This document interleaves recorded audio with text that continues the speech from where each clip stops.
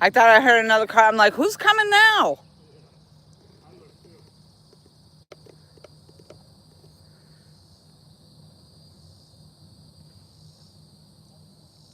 All right, we are live.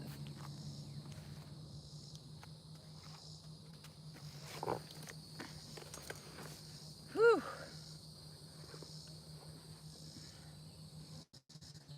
A little late start. We had an entire neighborhood down here.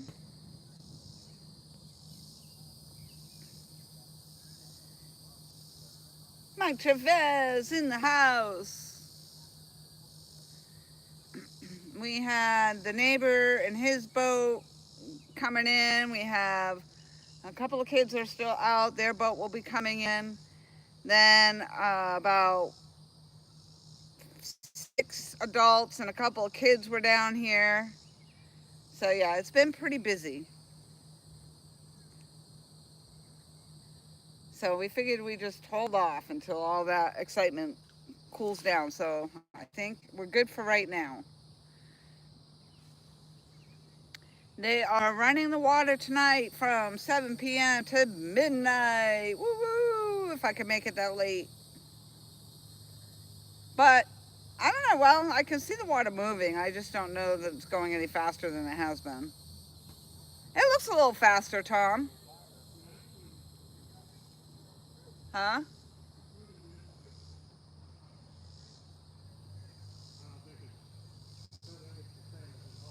No, but it looks a little faster. I can see it right here up front.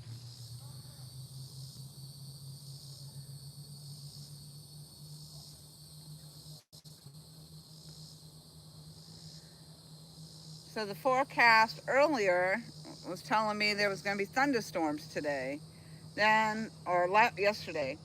Then when I checked this morning, it just said it was going to be overcast and thunderstorms for tomorrow. So we'll see what happens.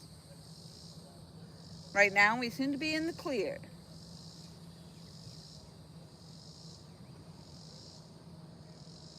And I bet you anything, Tom's going to get those all casted out and those kids are going to come back.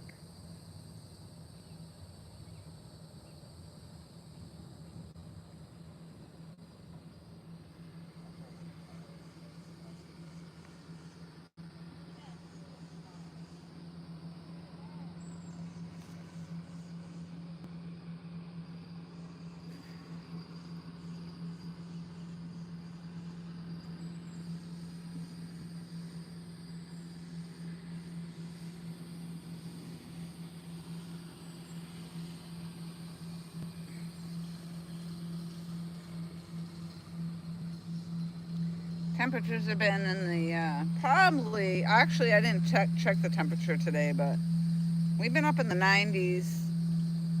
I think yesterday we were about 100.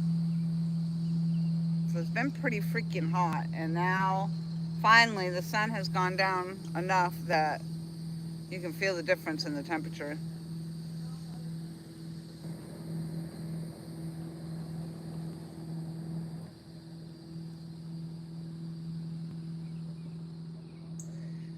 I've been pretty much hanging down here most of the afternoon, just hanging out, tying up my rigs and whatnot, and it has been busy down here.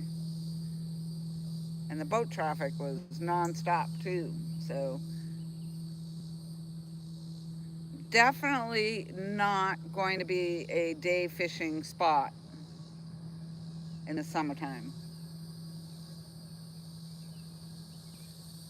That's a fact, Jack.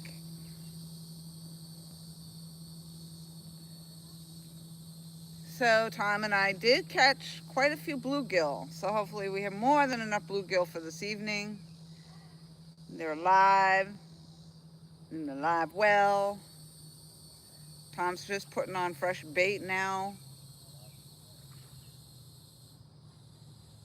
We had lines out until we had to reel them in for our neighbor to come in.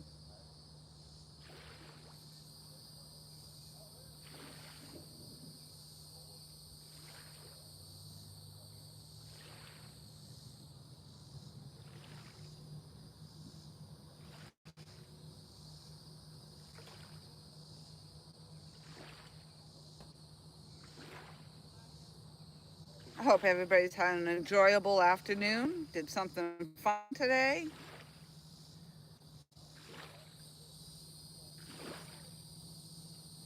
Tom and well, I was out at 8:30 this morning, and Tom actually surprised me by showing up around 9. And we were done by noon, I think it was. Yeah, exactly noon, actually. Where last weekend I went out at 8:30 and we were bait fishing until probably 6 p.m. It was insane.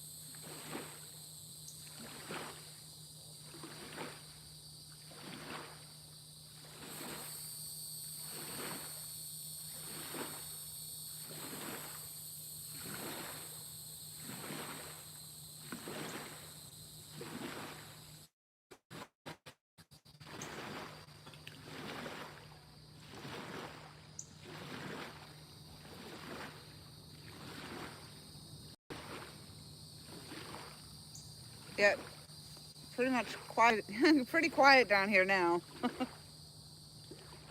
for the moment.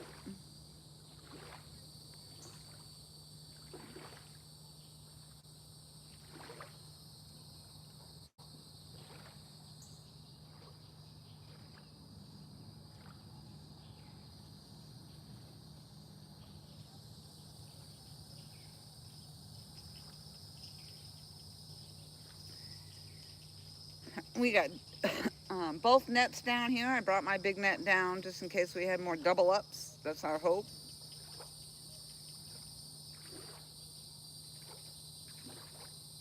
We'll see what happens. So the water temperature is 77 degrees. And we found out it's only 3 feet deep around the dock here.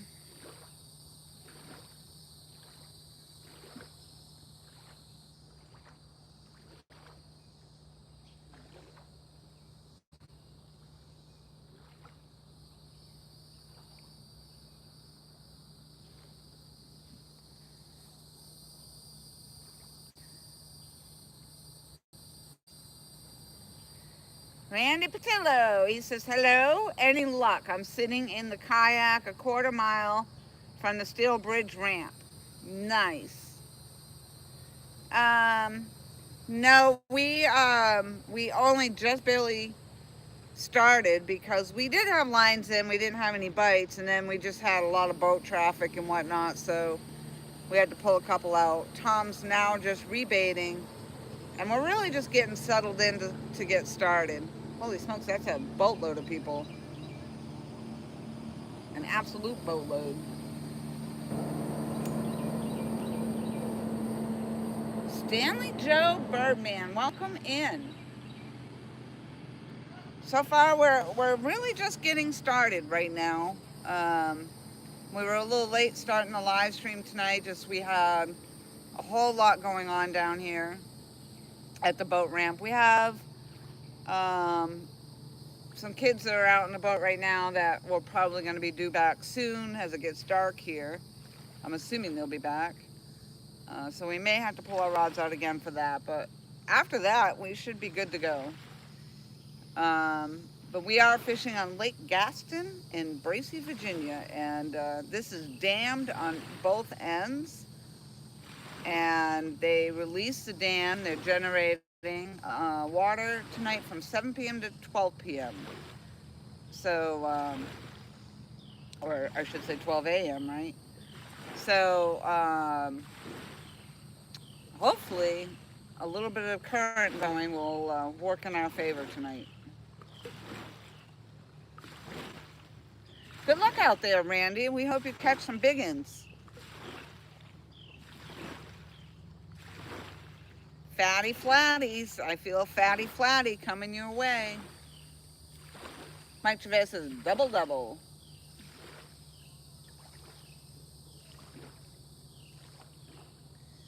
Yes, super salady out here tonight. But the grass is like more stringy. It's not like that other gunky, mushy stuff that we usually have. So it's definitely comes off a lot easier, but there's a lot of it. And we were hoping that when they started generating the water, that movement would sweep some of the stuff away, but it doesn't look like that's going to happen. Mike Travis says, hit that thumbs up, folks. Yes, please, and thank you. Something jiggle. You want to sit to the left, or so you can see? There you go. Right. Oop, bloop, bloop. There you go. Well, not that close.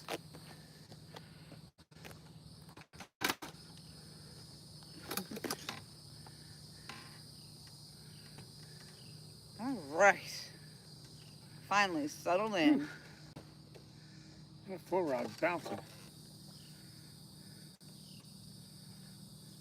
Oh, yeah. That's weird.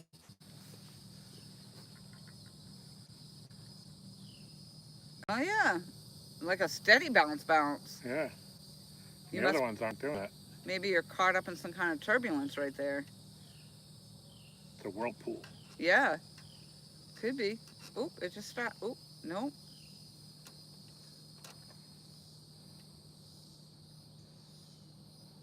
Yeah, that's weird. Maybe something's on it, Tom.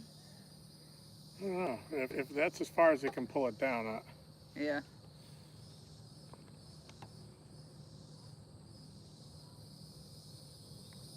That's what it looks like. It looks like something's on it. Or a turtle's eating it. Yeah. Yeah. See? Probably a turtle. And it's just eating your bait.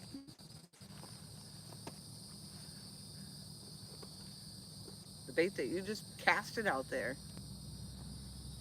Let's see if I can figure it out. Well, it knew you were coming. It stopped bouncing.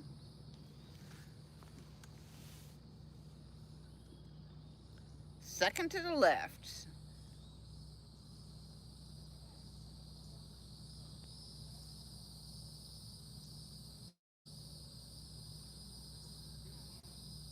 Is it a bite? I don't know. I think you got a turtle messing with that. Stanley, we have all Mad Catz rods out there this evening.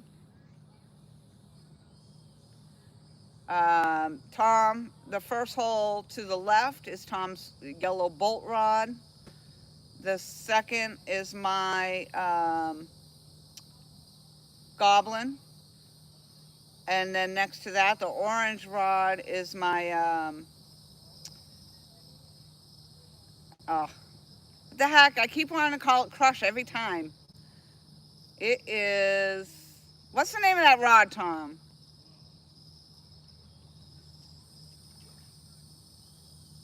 The Blazin'. So the orange rod is the Blazin', and then the one Tom's holding is also a Goblin. Gobble, gobble, gobble. Randy Patel says, I just had a live perch hit, but it didn't hook up. Only bite I've had. Just started around 8 p.m.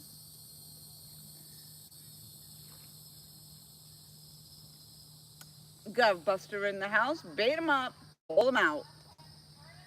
Oh, do you got fish on? Grass, turtle. Maybe that's what was pulling it, was the grass.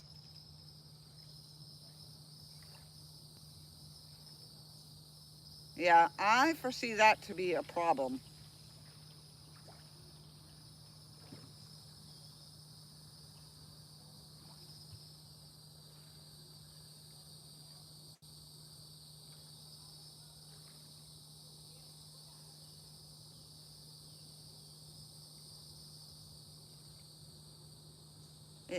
It was some flipping hot today. And I've just been sitting out here in it. Well, I tried to be in the shade, but it didn't really help a lot.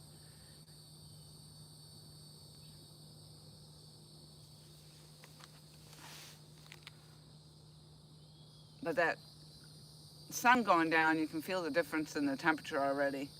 But I don't think it's going to get below 70 tonight.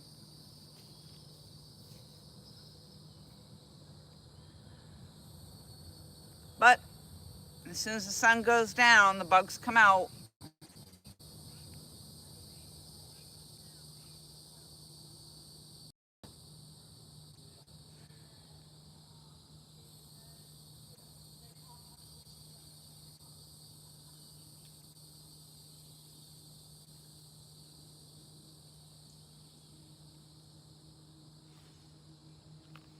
So Randy, do you you don't catch bait before you go out, or you just catch it as you're out there?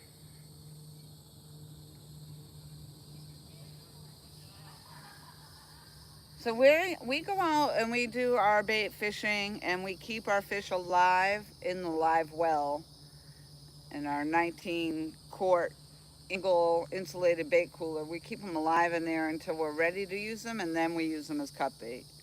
But we almost always keep them alive in the live well until we're ready.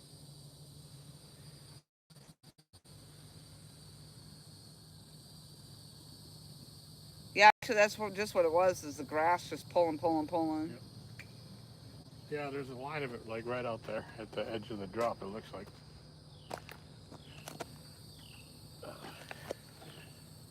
So, hello everybody.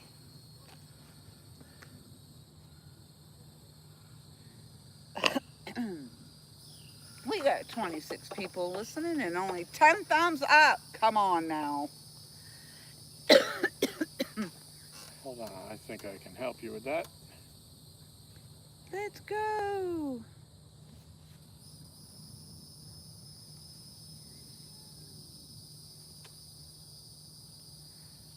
Or I should say, let's go. Yeah. G-O-O-O-O.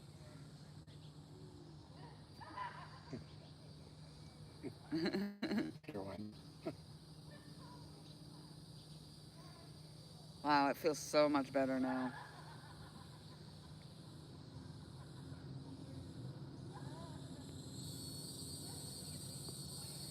Yeah, it's a little bit more bearable. Huh? It's more bearable for sure. Yeah, it is. Whew. Randy says, I normally bait fish when I get here and then start catfishing. Ooh, that makes it even more challenging because you got to catch all the bait first. 777 Dorado. Made it. Welcome back. We were a little late getting started. We just had a whole lot of activity happening down here.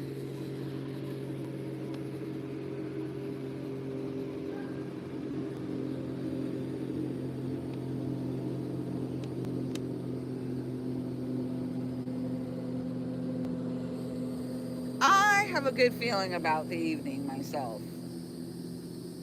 I think we're going to do all right. What's our numbers, Tom? What are we up to? Oh. I don't have the numbers figured out for June yet because we've only fished 2 days. But we've got 7 fish already. But I think we were at 1,238 or something like that at the end of May. Oh,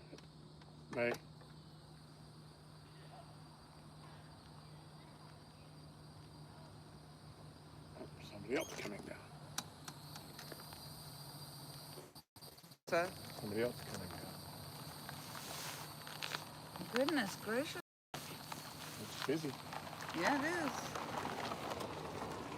First real weekend, school out. I do think that the school has been out actually for a couple of weeks because I drive by the high school, one of our high schools, and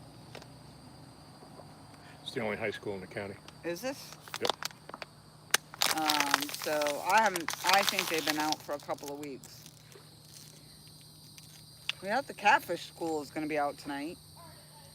That Buster says 31 watching, 17 thumbs up. Let's get it on. That's right. That might be them across the way. Yeah, it might be. They were sneaking up on us. Well, that boat scares every fish in the county when they set it up, when they run it up. Right now it is better weather because the sun went down. But we've been at the upper 90s, hitting 100, and some days it's been 100. Today it was upper 90s. So luckily we got our bait fishing done before noon today. And we managed to be out there on the shaded side of the bank. So, but yeah, definitely a much better temperature right now that the sun's going down. But the bugs will be out in full force.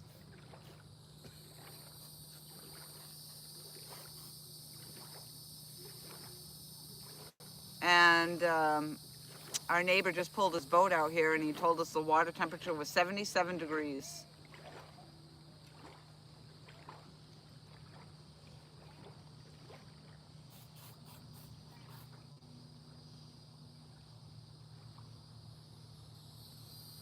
I don't think that's them, Tom, because if they were jugging, those people are out there fishing. Yeah.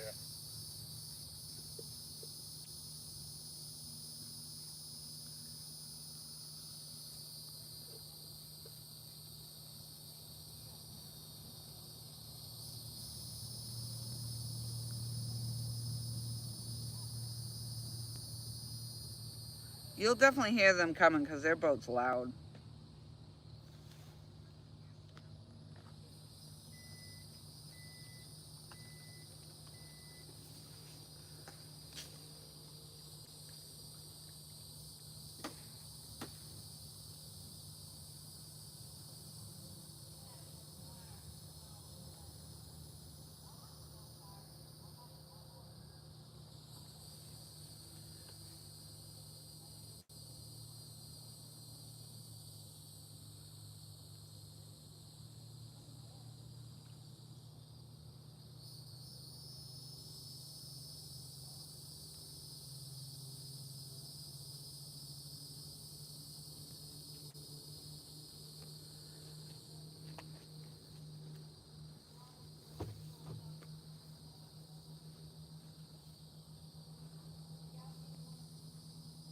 All right, any guesses on what the weight of the first fish might be tonight?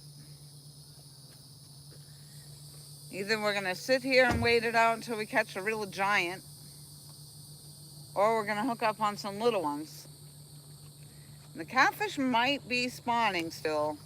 I think I saw somebody else's chat mentioning that. Steve Douglas, I think, said the catfish are spawning. Yep.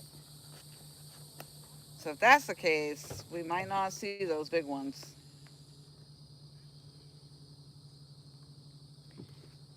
Randy says the water temperature where he is 66.8. Huh. The creek where he caught his bait was 86. Yeah.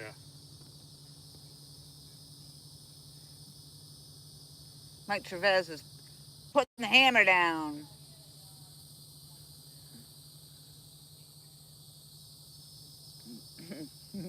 Come on, people, come on. Let's go. All right, so All right, we got numbers. to be factual, We got numbers. for up through the end of May, we had 1,218 pounds and 3 ounces and 116 fish. We have 6 fish for the month of June, and that's going to be 65, about 67 pounds. So we're about 1,285 pounds. Think we'll make 1,300 for tonight? Oh, I certainly hope so. Yeah, I'd be disappointed if we didn't. yeah.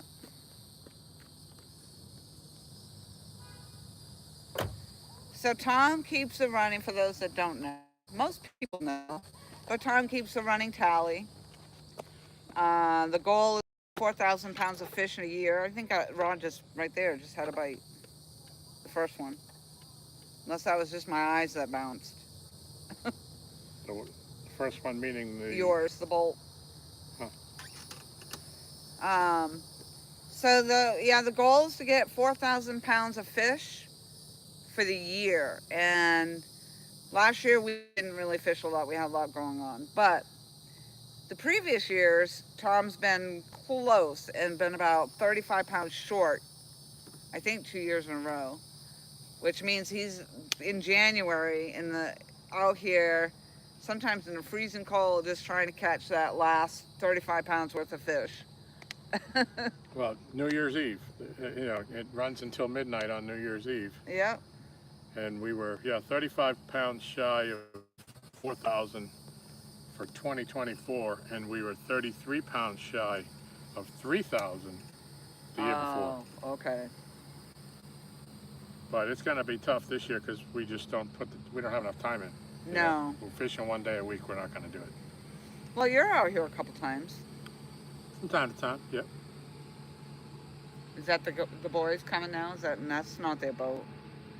Doesn't sound like it.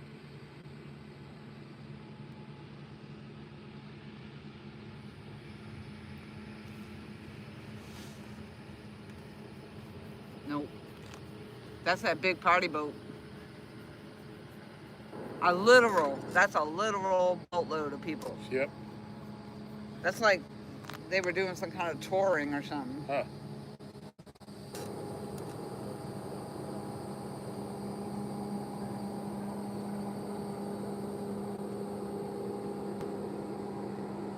Yeah, these fish, they add up quick.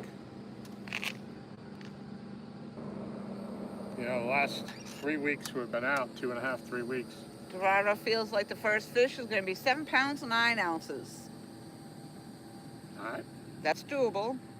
Oh, yeah. That's about right when we're catching a smaller fish. That's right around. Yeah. Yep. Right around what we're getting.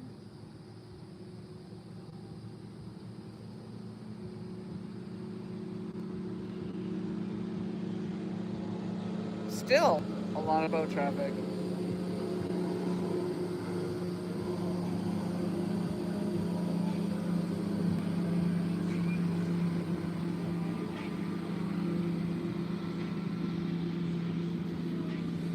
Brian Korth, good evening to you as well. Hello, Brian.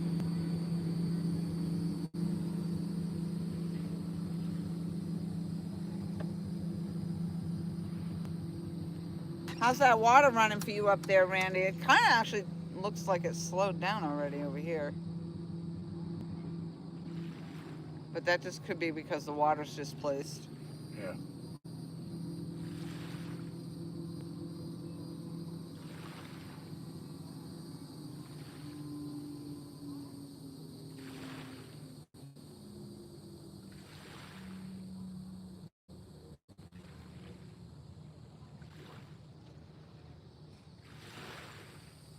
Randy Weidman in the house. Fishing winter, you need the deeper holes. I've seen good winter catfishing, but they don't stay in summer areas. Right.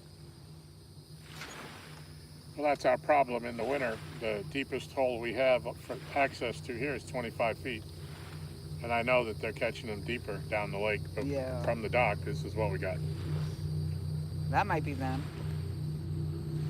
Nope, they're cruising. Nope. It's that same boat turned around.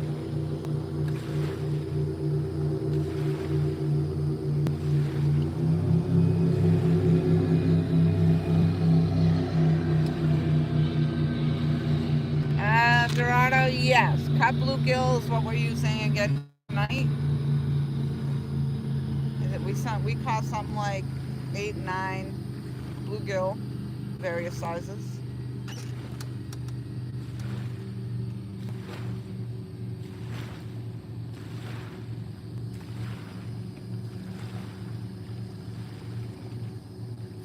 We keep up like this and we're not going to have to worry about it. We're not going to use even nearly that. Yeah.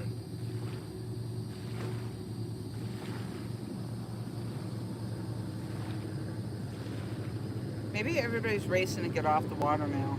Yeah.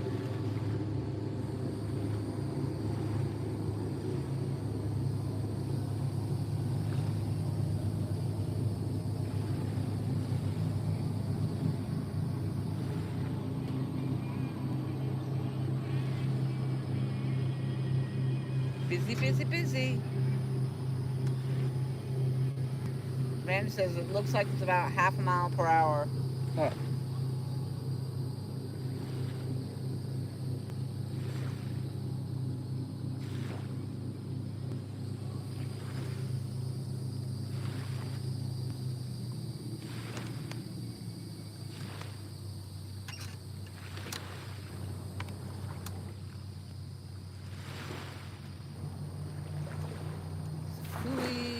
Mom, sorry, I'm not saying that right. Says that's how it is for everyone, no matter what, they still feel it. I'm not sure what we're referencing. Probably the winter fishing. Oh, the winter? Yeah. Maybe.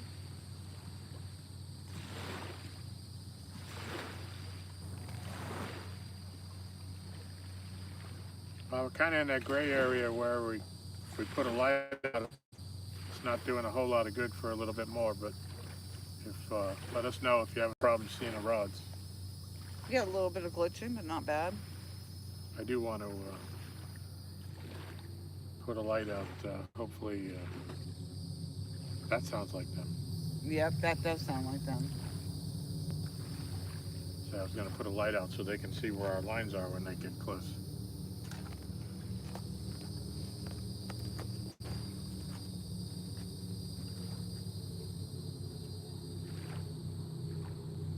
You want me to help you reel one in? Yay, nay?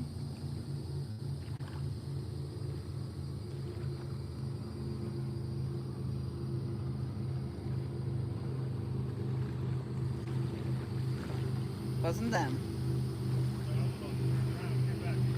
Again.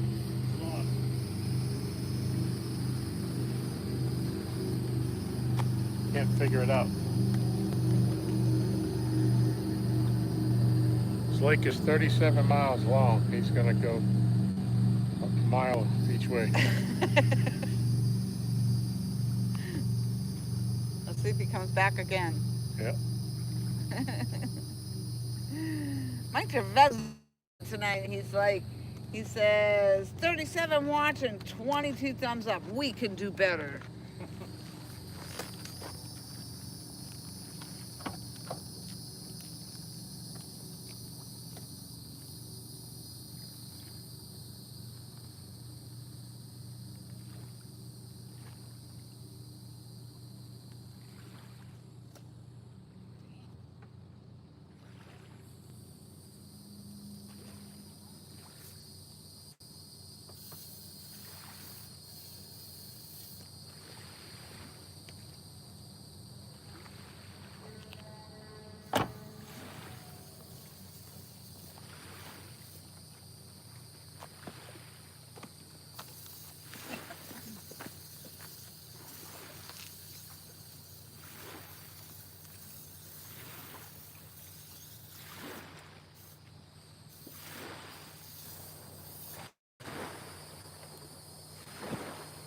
Yep, it started. Mosquitoes are out.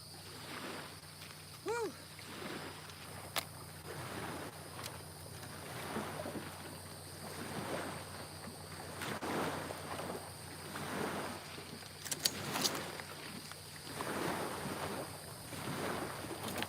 There we go.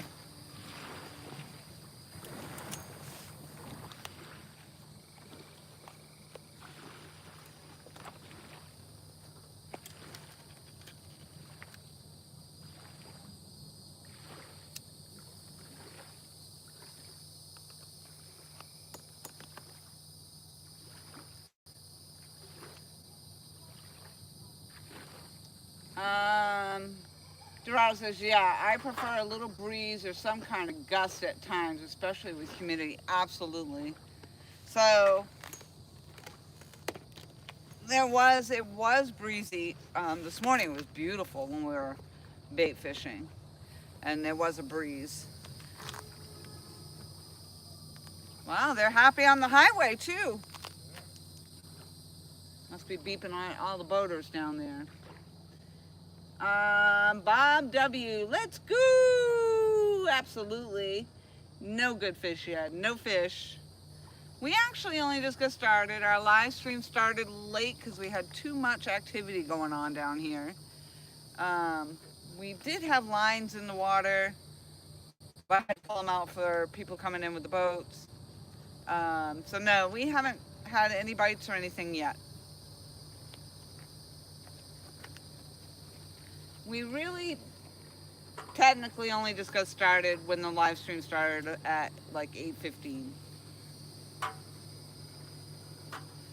And at that time we put fresh bait out.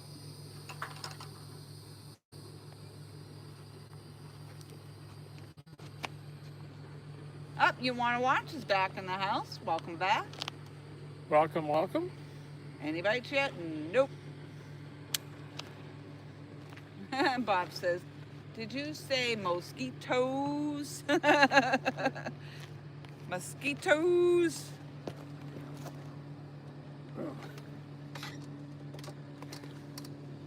Yeah, that little, where Mr. Yellow frickin' got me, I think it's like infected in there or something. I knew that was gonna happen when he clawed me. Yeah. Dirty little bugger.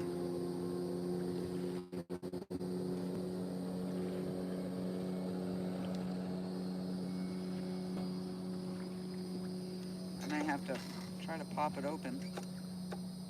Clean it out a little bit more. I did put peroxide and stuff on it because I just knew when he clawed me that was going to be the trouble, being an outdoorsy cat and all. Yeah. Oop, the bats are out. Hopefully the bats will eat all the mosquitoes. I think there'd be too many bats to fish if that were the case. Yeah. They were going one for one.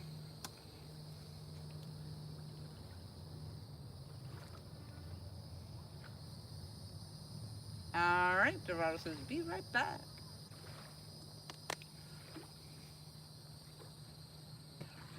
Bob, tonight we're all strictly bluegill. Tom and I went out bait fishing this morning. That was the orange rod. Yep. Is it going? Something's tickling it.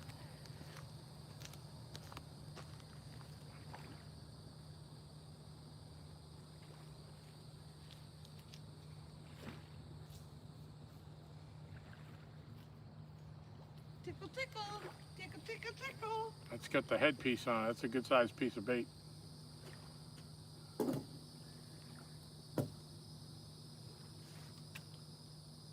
Pallet.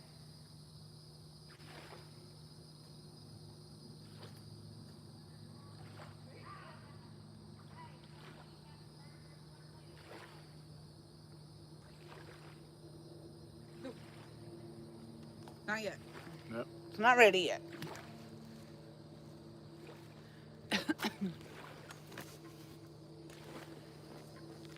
That's a good sign, though. At least we got something moving. Yep.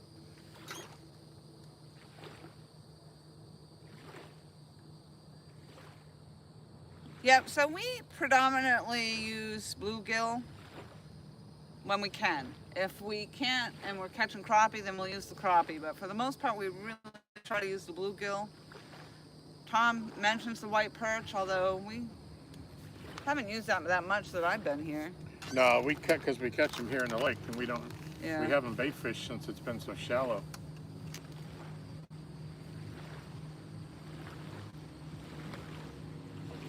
Well, they are humdinging. Yep. It's after Memorial Day.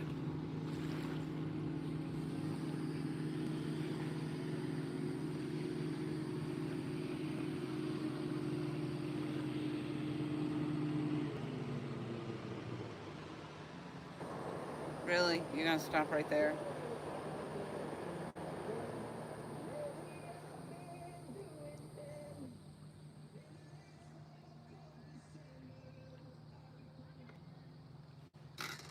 Why?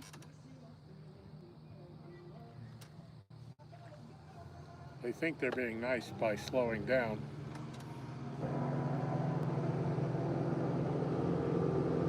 But in reality, they create more wake by doing that. I don't think they thought they were being nice. I think they just stopped for something. Turn their music up. Yeah.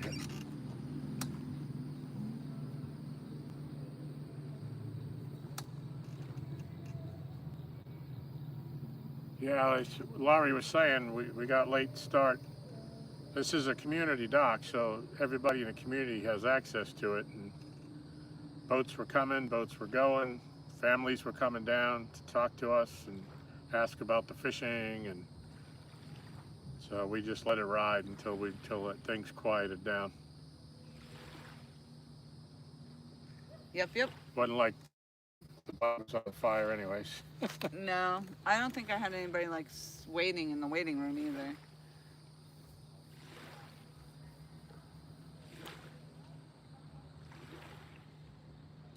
Bob says, I'm headed to Colorado in July. I do a lot of fly fishing with my son and a few of his friends. That's awesome. Nice. So I did some fly fishing when I was back in New Hampshire. And I never did get a fly rod, but I did take the fly fishing course. That was fun, and we did a lot of fly tying and just learning how to cast and whatnot. So, and I had a friend that did take me out fly fishing for some rainbow trout up there in New Hampshire, and it was fun.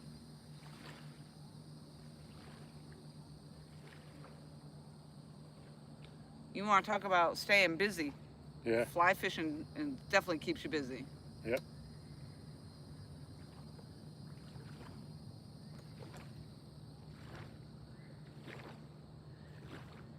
Oh yes, Jeff. I hope so. Jeff says hello. Going to be a good night. Hello, Jeff. We hope so. Bob says I grew up fishing the Susquehanna River in Pennsylvania. Lots of smallmouth bass, walleye, catfish, the occasional trout, and tons of crappie and bluegill. Yep. So isn't that interesting? Because we did not have catfish in New Hampshire. We had the Black bullheads, which were called hornpout. hornpout. Yep, those little hornpouts, and I always thought they were nuisance fish. Yeah. It was like the biggest one I ever caught growing up in Massachusetts was like 3 pounds. Yeah. And they were harder to get off than they were worth.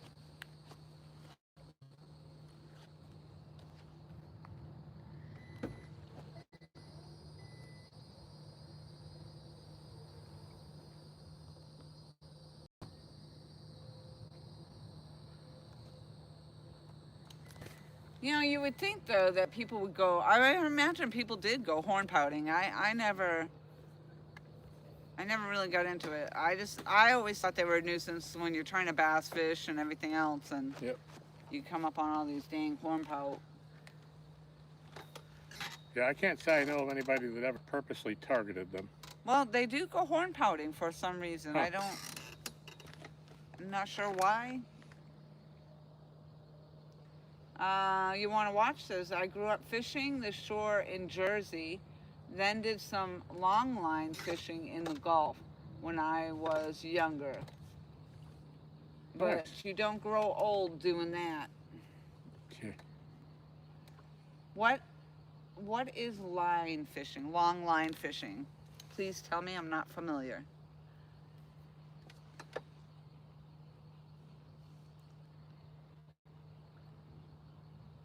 Well, in theory, in my head, I'm thinking if you're out in the ocean, instead of just dropping it over the side of the boat, you're actually casting it. But I'd like you to explain. Explain, please. Mike Chavez says, and now you fish for the invasive blue and flathead catfish. That's it. That's true. Well,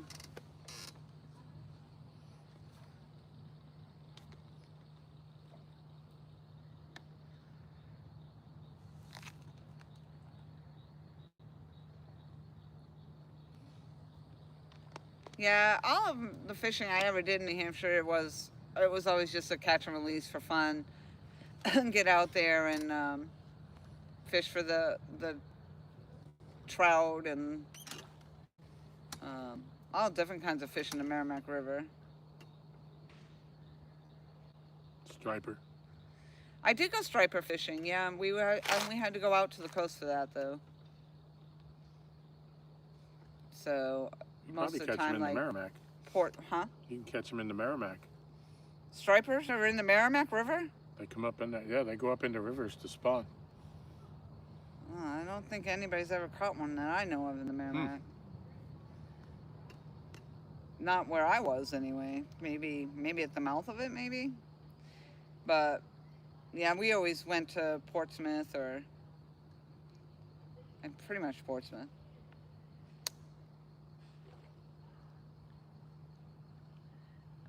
Commercial fishing, 3-mile long line, several thousand hooks.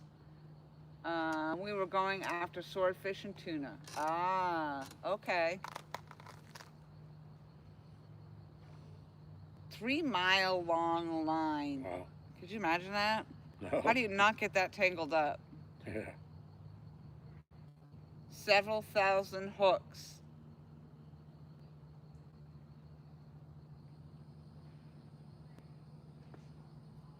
Hate to be the bait boy on that boat. Yeah.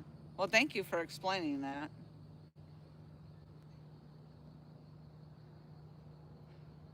Bob said, I'm very much a catch and release fan. Probably not because it's environmentally friendly as much as I'm too lazy to clean the fish. Yeah. Hello, yes. That's really, people talk about us doing a catch and cook, but it's just a lot of work and it's messy and no. And honestly, I really don't want to eat the fish out of here. I love eating catfish. It's great from a restaurant. As Tom says, farm raised catfish. Yep. But you never really know for sure where they're getting it, but that's, I'm sure, what they say it is. I don't know, but somebody else has cleaned it. Yep. And made it restaurant worthy, so. Is this them? That might be them. Yep.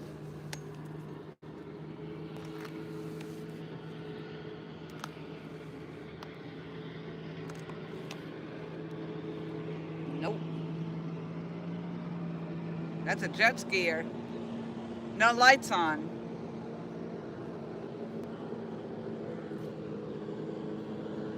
That's safe.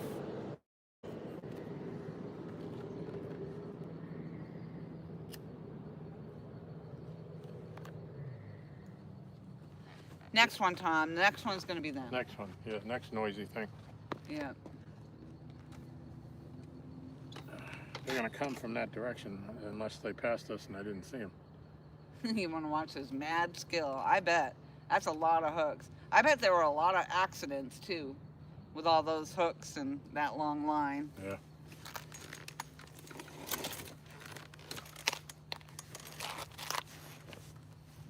I don't know if that's going to help you any, but I felt like it might have. What? Moving over just a hair. Oh. Randy Patillo says, it's what they were doing in the movie The Perfect Storm. Up, skunks out, 4-pound blue. There you go. There you go.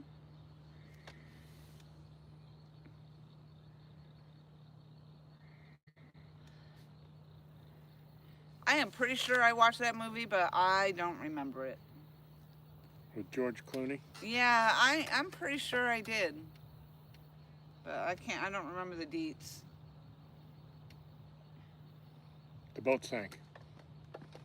Huh? The boat sank. Oh. Now I don't have to That's watch the it. cliff notes. The boat sank. Mike Chavez says he enjoys cleaning fish, but he is a different sort, he says. His words, not mine. Monkey Wrench, that's a neat name. Munky, monkey.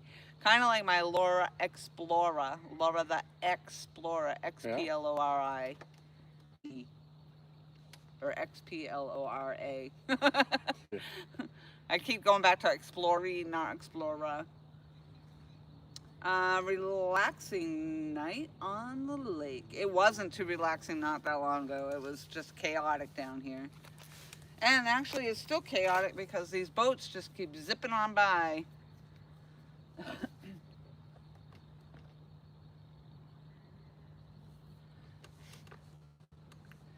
But it does look pretty picturesque at the moment, with a little ripple effect happening. We did have a small bite on the orange rod. Did not take down though. Not enough to get out of the chair for. No, and we are using man catch rods, medium heavy action. And so typically if we're gonna get a decent fish, I mean, you're gonna see that takedown. Because if that rod's gonna bend, it's gonna be somewhat of a decent fish. 8+ pounds anyway. Yep. Anything under that is probably just gonna be a little bouncy bounce. Although we did have a little fish have a mega takedown. Yeah. A couple weeks ago, didn't we? The one that Zach had that got hung up.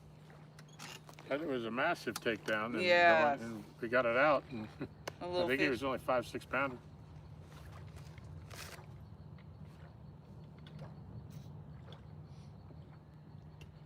Can you all hear me clearly? Somebody had mentioned that it was hard to hear me last week at the end of our video, our live stream. I don't think it was just you they were talking about. And they just said our volume. But I can speak up if people are. Because I am sitting a little bit far away from the Yeah, we're phone. not sitting right up on the actual camera. But Gotta have room to move when that rod goes down.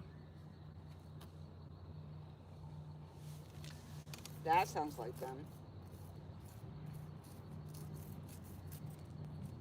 Yep.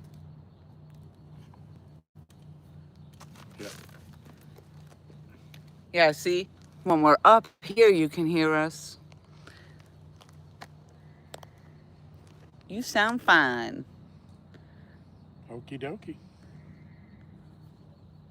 Nope. Sounds like they're going in the other opposite direction. Well, to hell with them then.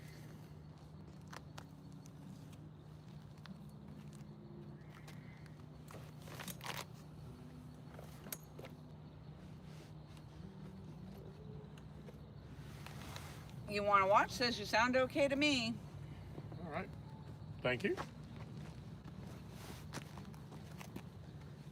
I can't be on too long trying to finish a project in the shop.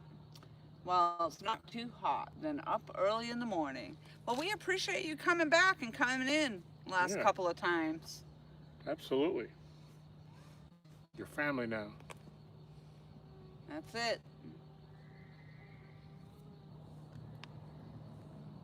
Stanley says, you're good. Cool.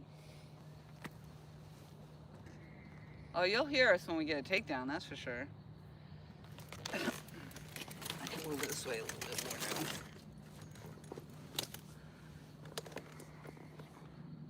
now. If you're still having an issue with the lighting, I can put that up a little bit brighter. I have one more setting I can go higher, but it just attracts more bugs, so. And it I think burns it out looks faster. good. Looks good on the camera right now.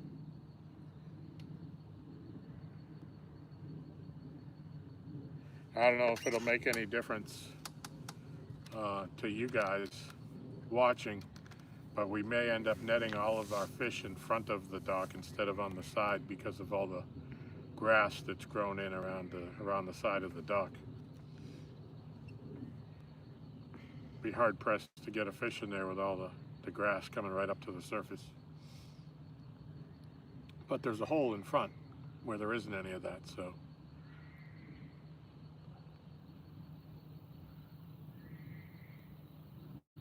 Yeah, good luck getting the fish to comply with your wishes.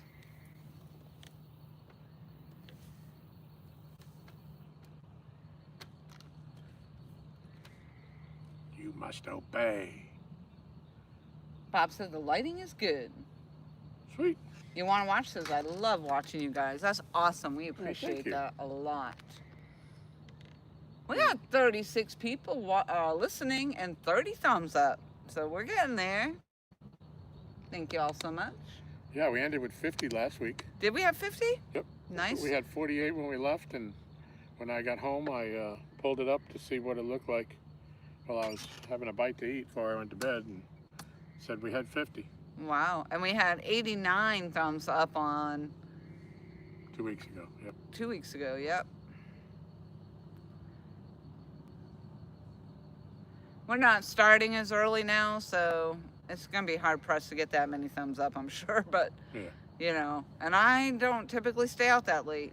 We'll see. We'll see what the bite's doing. But I'm up with the birds early morning. Especially this morning. I was up at probably awake at, I think it was maybe 5:30 this morning. But I also probably went to sleep at 7:30, so. On a Friday night, there I was, sleeping. Just a wild and crazy girl.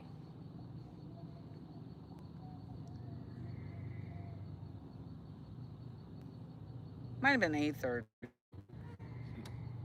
Because I think I went downstairs. You're living on the edge. Yeah.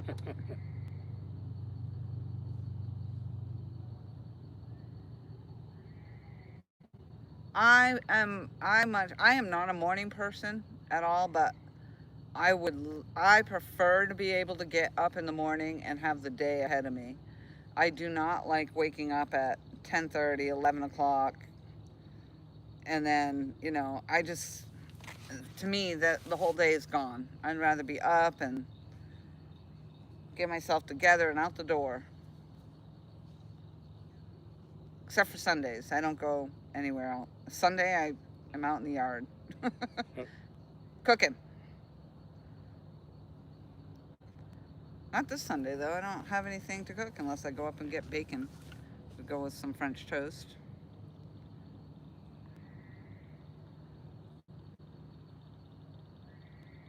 I would venture to say that we have bacon in the refrigerator. Randy says, I'm going to save battery. I'll check in periodically. I couldn't say it. Good luck. Be safe up there. Yep. You want to watch this? Us too. If the sun is already up, half the day is gone already. Yes. I still don't make it out the door on time.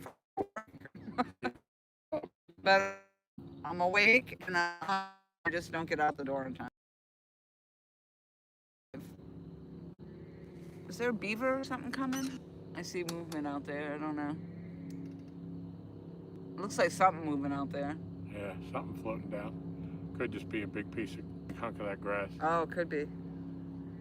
Yeah, because I can see a couple more hunks over there, maybe. Yeah. But it's moving, like It's floating, yeah. trucking run along. Yeah, because I don't see the trail behind it. I see it moving, and Yes, that's true. you know. Now this could be them. This could be them.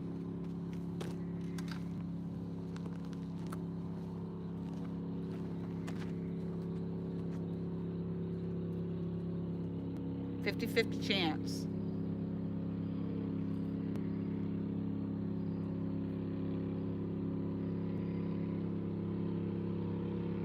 $5:45 here. You get up at 4 every day. So I set my alarm for 4. I set my alarm for 4, 4:35, 5:30. But I don't, it starts to go off at 4, but I don't actually, most of the time I'm not getting up to make my coffee until 5:30.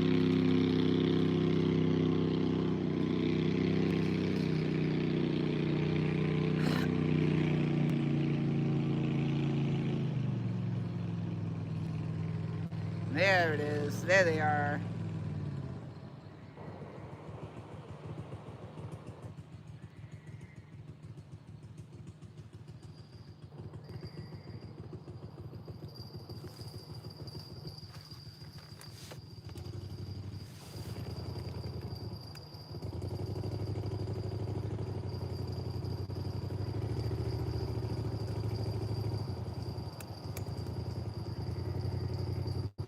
Does the sun come up before 2 p.m.?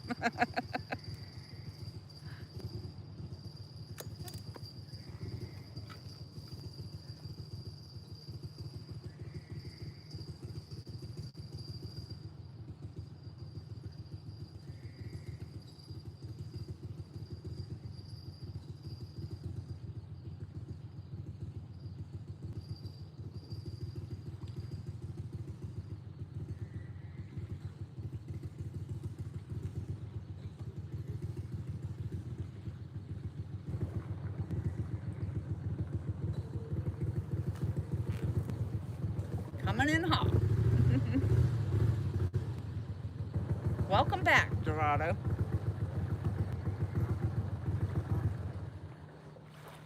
How you doing tonight, Tom? Hey, lucky?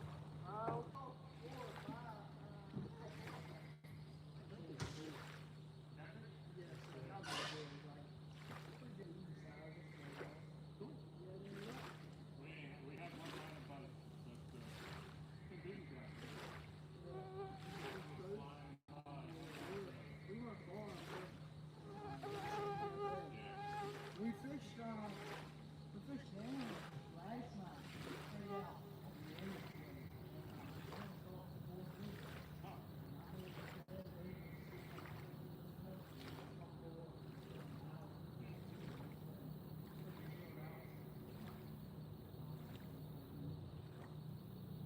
We've been doing better later at night, regardless of whether water's running or not. Now, one of the neighbors, he put his trash RDA together. It'll be a minute, and these guys will get their boat going. It won't take long.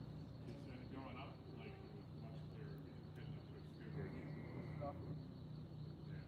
Crazy. I ain't never seen this much grass. It's never been, this kind of grass that's here now has never been here in all the years. I've lived here 25 years. That's wild. Yep. And it came so quick, if they don't do something about it, it's gonna be tough to put in here. Yeah. Maybe it'll change the hunting season, so give ducks something to eat. How you doing? Good.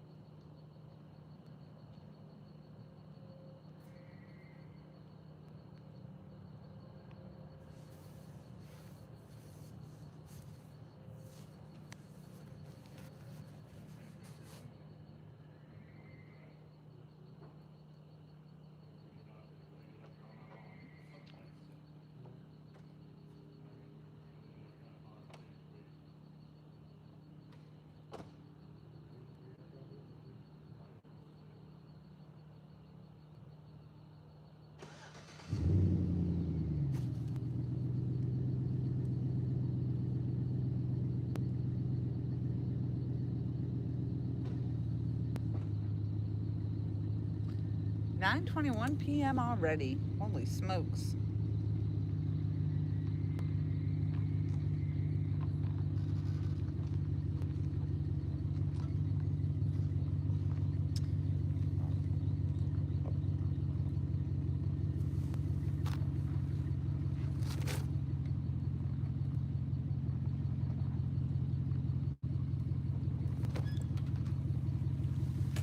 You guys go up by the dam?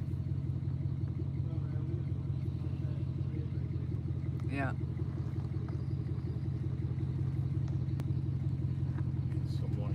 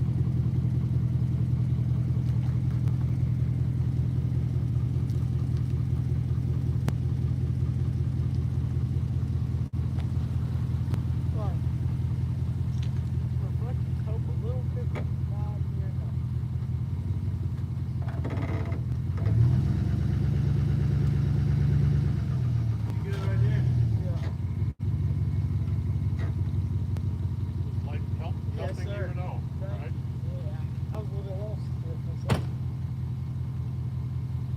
Our spotlight died over there. Oh. That's what we normally do.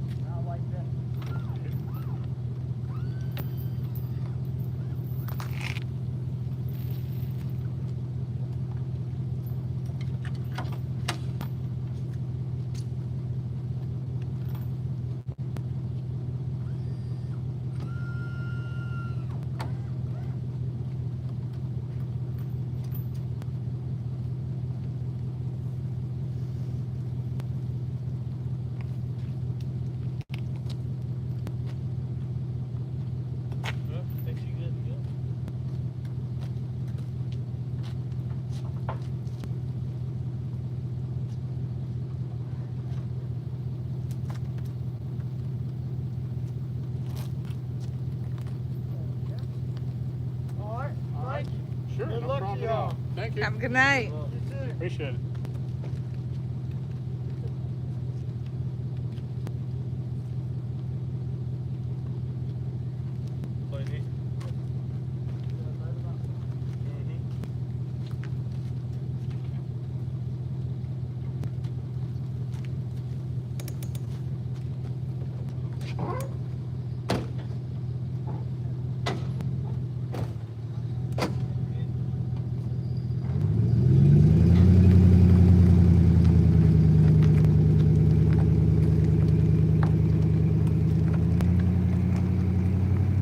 That should be the last of the boats.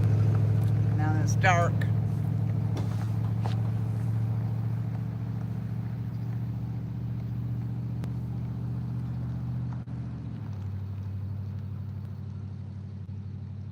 chicken lemon wings. Mm-hmm.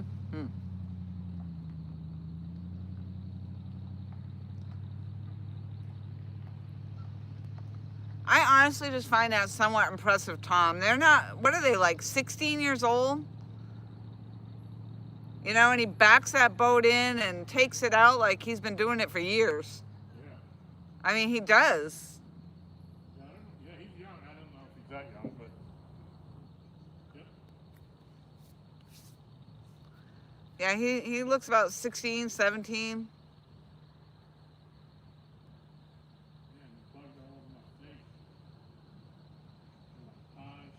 You got bugs on your face, you big disgrace. Right.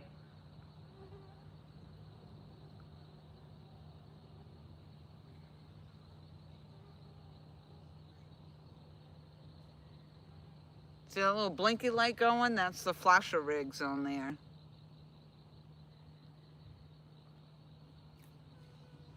That flashes in the water like that.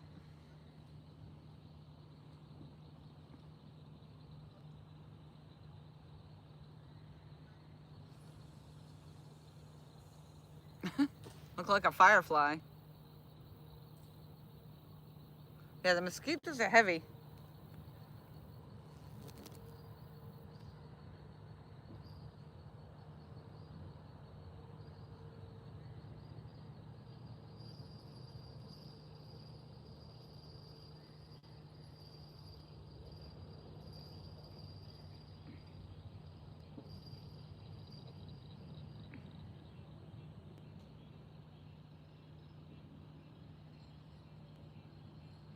Where did he say they went? To the steel bridge? Yeah. He said he went up that way. He didn't go that far. He said he went not too far past this bridge. Yeah. The 85 bridge. So the dam is up that way though too, right? Yeah. And so that's quite a ways. 7 miles. 7 miles.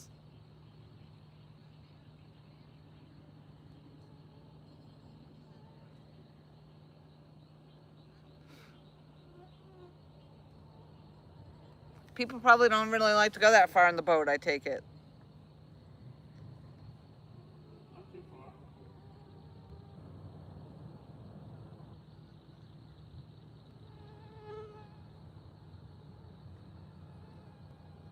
But if you wanted to go to Steel Bridge, heading up that way, you can put in there for free. Save yourself some boat gas. Most boats get about 3 miles to the gallon.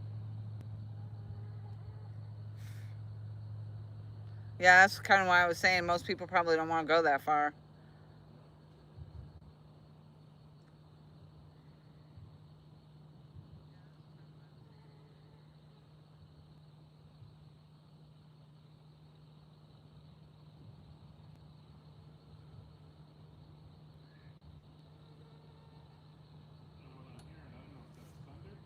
Sounds like fireworks. Maybe the biker event's putting fireworks on. Kind of where it sounds like it's coming from.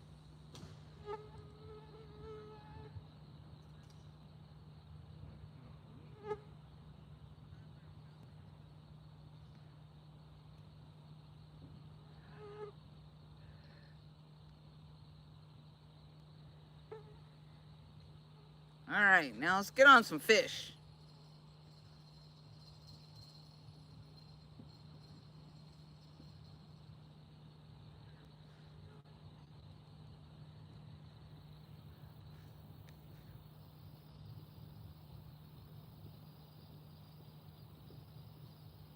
I don't know if it's fireworks or music.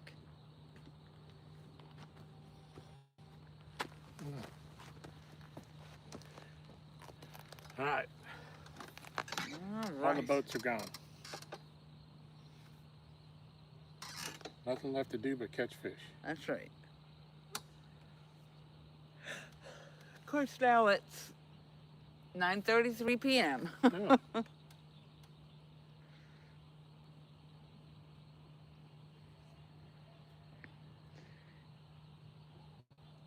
Yeah, between the summer heat and the summer activity. It's just definitely not worth trying to come down here anytime before 8 p.m.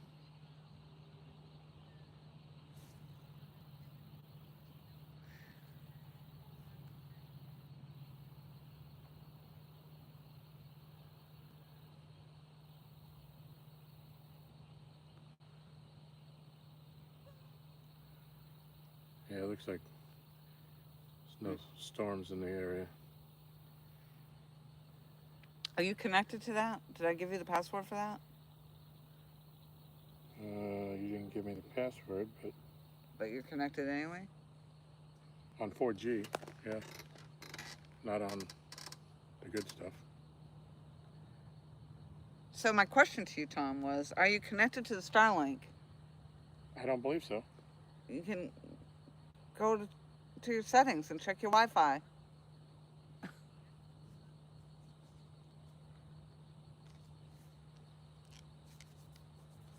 I don't know what the password is though now. Probably Xplora or something. Or Xplora, I don't even know. I don't remember. Well, there's a thing for Explorer Starlink, but yeah, I need a password. So, if you don't know what that is, then I'm not 100% sure. Try Explorer.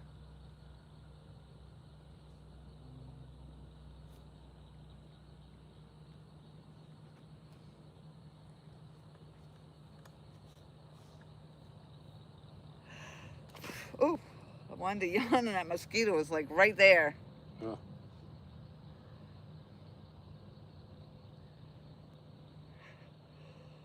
Oh.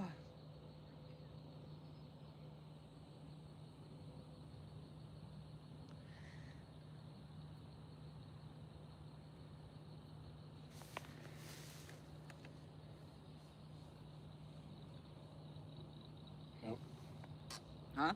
Nope. What? no, it's not it. Let me see. I don't know. Let me see it.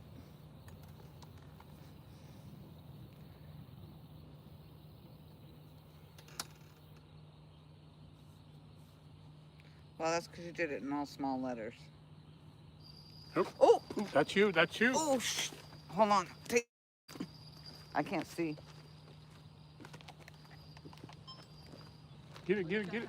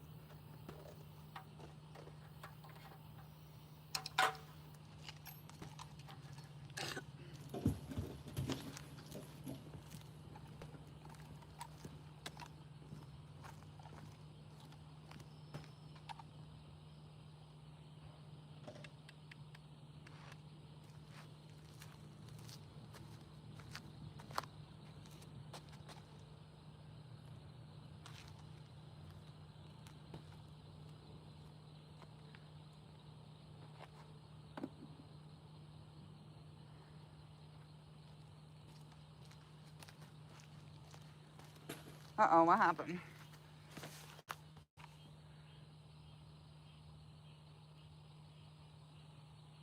Says we lost our Wi-Fi. But it looks like we're still running.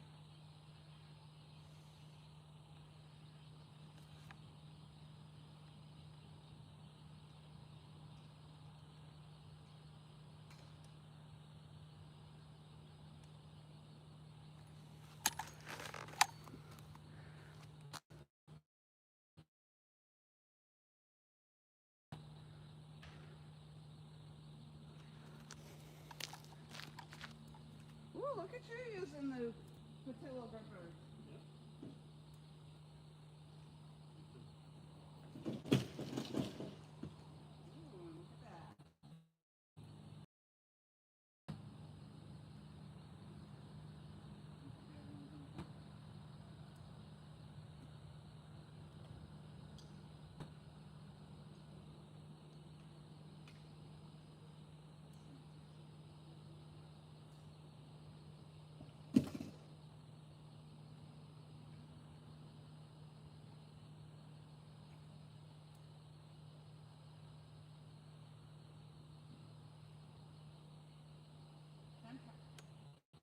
10 pounds, 13 ounces. No dot. 10, 13.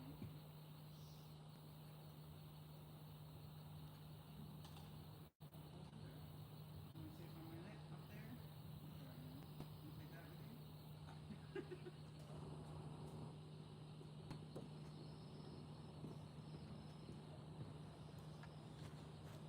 Okay, first fish of the night. 10 pounds, 13 ounces.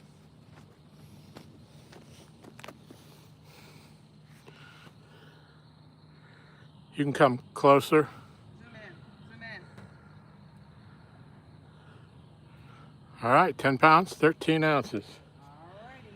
Alrighty. All righty.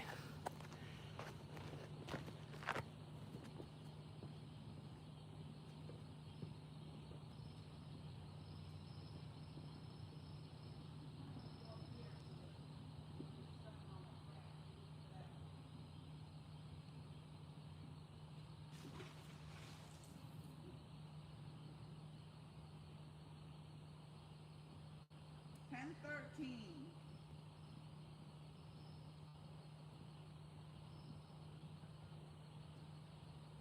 Minus 4.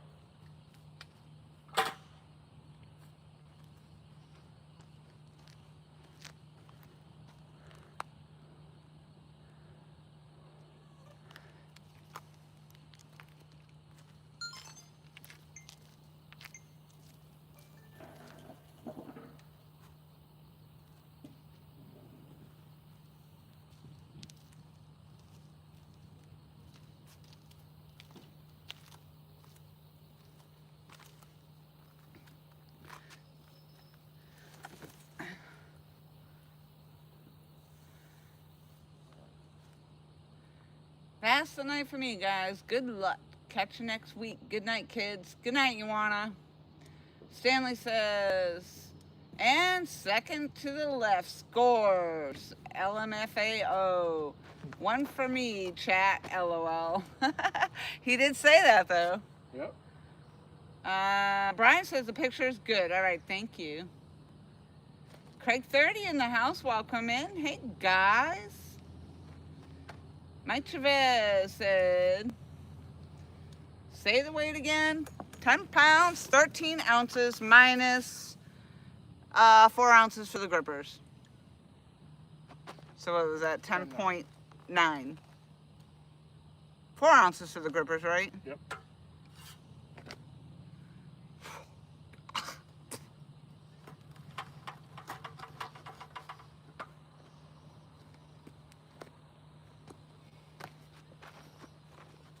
All right, so we did not get skunked. I'm gonna shut this light down.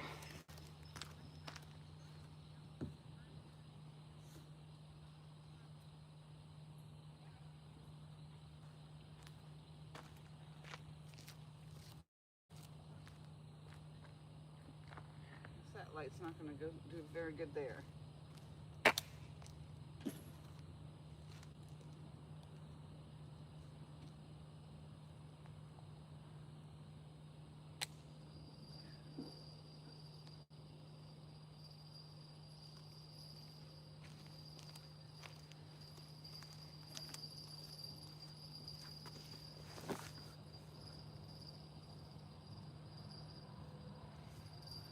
Yeah, it's so warm tonight. I don't know if those bugs will calm down any.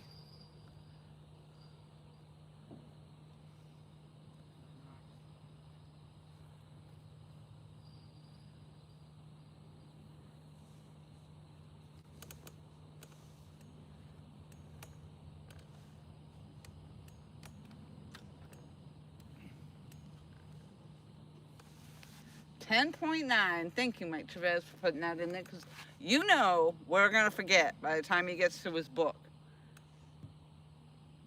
Monkey Man says, do you eat what you catch? No, sir. Nope. We had that discussion earlier. Like, no. No, we don't want to fillet fish. Michelle, definitely. Tom's wife, Michelle, is not going to want us bringing a catfish up to the house to fillet it.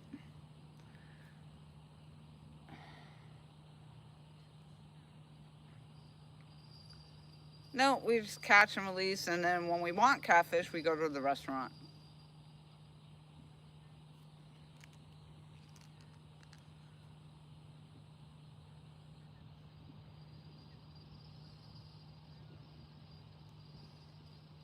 We actually just had a big catered event at work. One of the employees had worked for Cardinal Homes for 52 years, and he's retiring. I think next week he's actually retiring, so they had a big catered event, and they had catfish. It was really good. I was surprised at how good that catfish was. They did a really good job.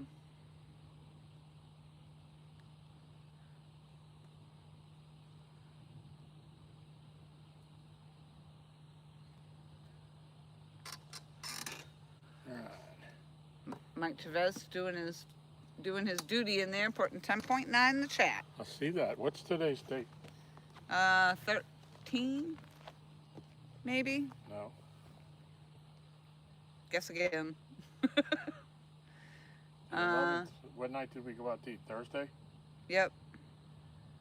That was the 11th? The 13th. Oh. Oh. What do you know? Huh. Huh. The 13th.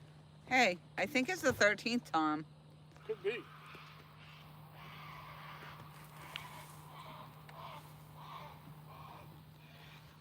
Good golly, that sounded scary. I thought it was in the woods, that screeching noise. It's a goose.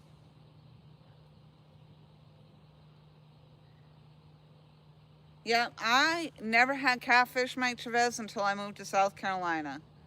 And so that was my first time having catfish. In fact, I'm going down to South Carolina to see my mom over just prior to because my birthday's July 5th. And I have some personal time I can take off at work. And we, of course, get the 4th of July off. So I'm making it work out so that I have a whole week that I can be down south and go and stay with Mom. And we actually have catfish planned for, we like to go to one of the restaurants and see,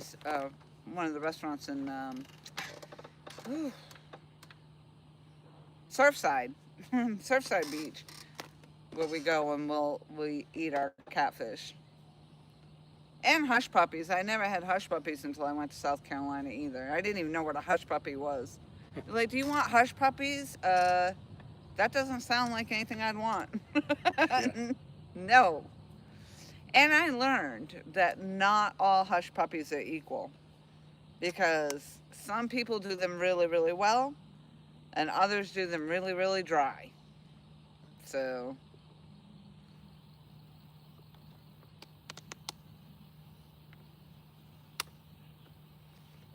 And the other thing I found, I used to really like coleslaw, and I always liked Kentucky Fried Chicken coleslaw up north. And then I came down here, and everything is like vinegar based in the South. Everything. I just feel like everything has vinegar base in it. And in fact, Tom, Michelle, and I were talking about it the other night. Same thing. Michelle was the same way. And of course, they're from New England as well. So it must be just us New Englanders. But yeah, if it's I have to always ask if it's a vinegar-based coleslaw. I don't want it. I don't like it at all.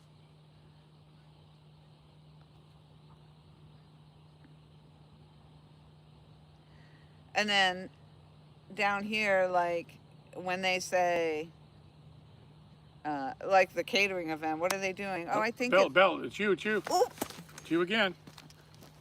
I got the light.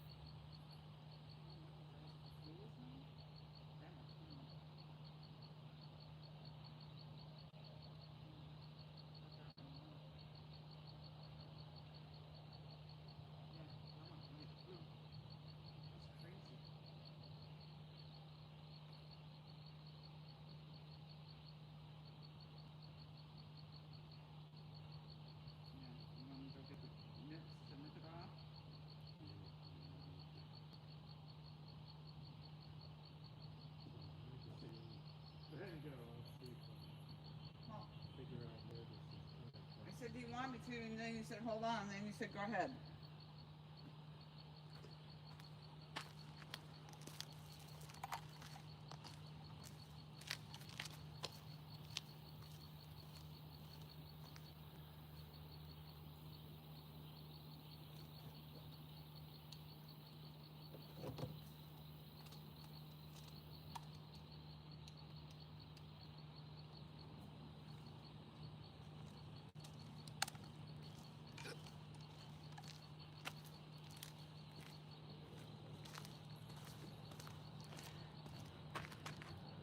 So what happened was the hook actually went clean through his mouth or whatever, so the whole hook is out on the other side. So I think we're just going to cut the hook off and not try to feed it back through.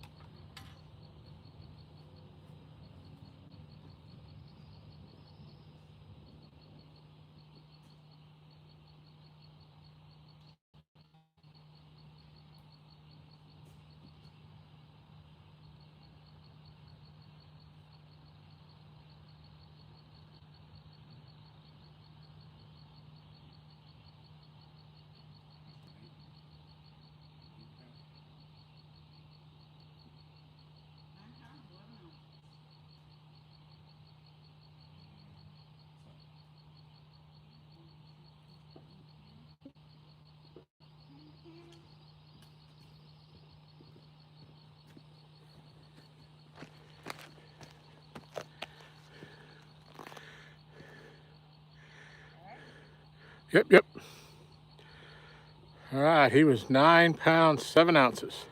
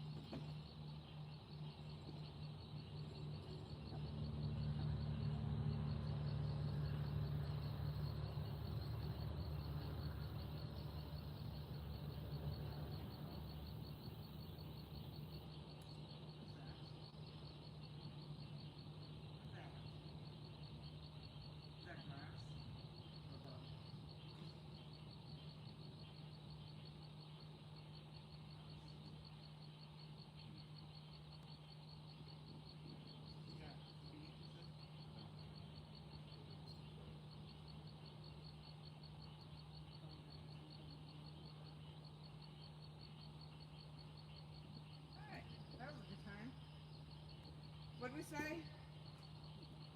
9.7 after deducting the 4 ounces.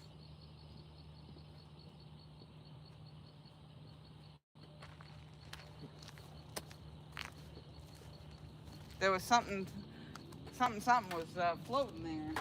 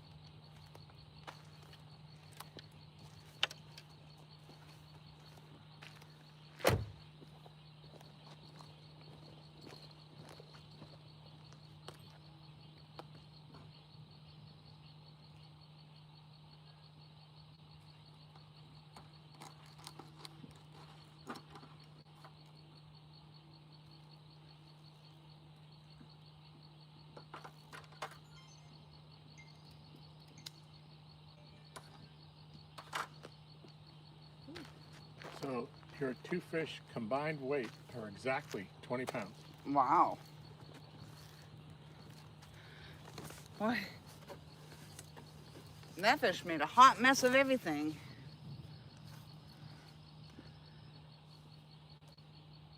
$9.7. Hey, Zach, welcome in.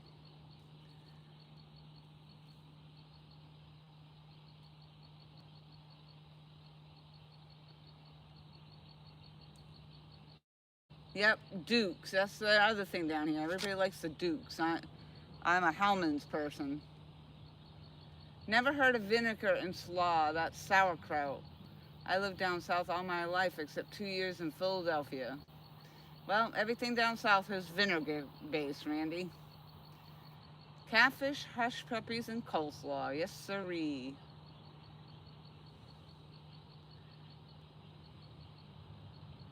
Buck Williams, hello, hello. Please hit the like button. Buckin.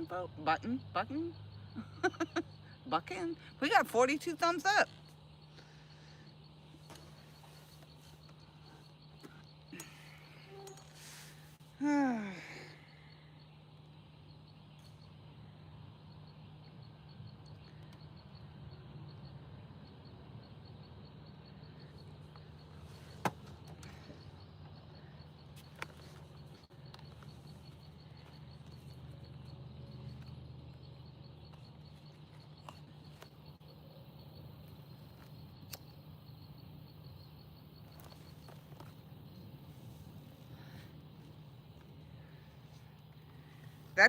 That cat had some magic tricks with that hook.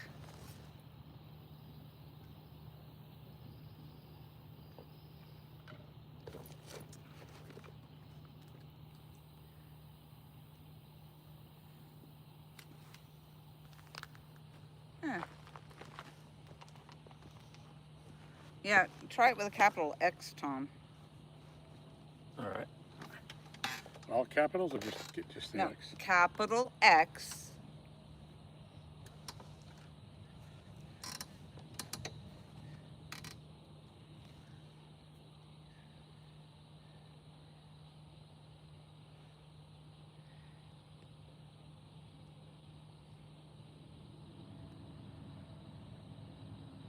Oh, we're back to yellow, green, yellow, green. Banana, banana. That's right.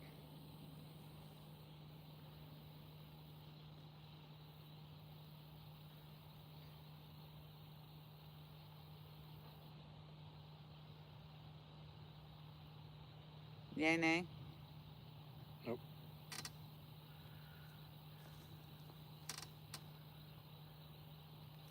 I mean, I'm staying connected without it.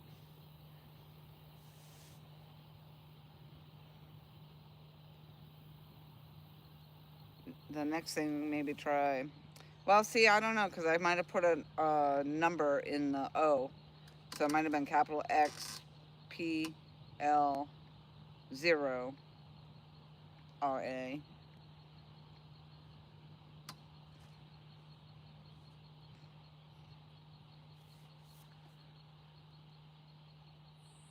Nope. Try capital Xplore, Hold on. RIE.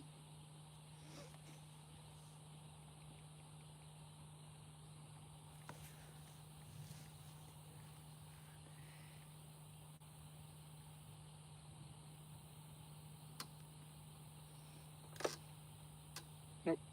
Well, I don't know then. Until I can't get in, and then I have to try them all.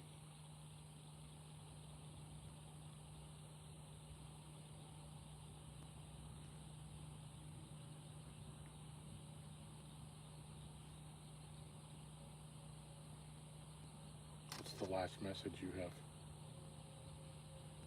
Huh? What's the last message you have in chat? Buck Williams. Okay, all right. Yeah, I'm still in. But I'm only on 4G, so.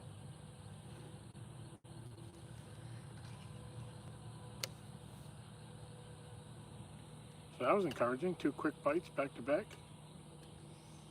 Yeah. And it is 10:09.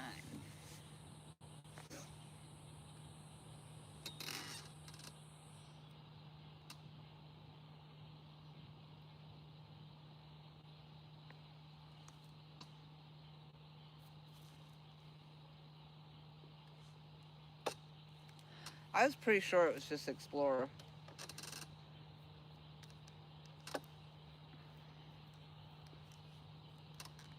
But I don't know. Of course, I won't worry about it until I can't get in it. Right.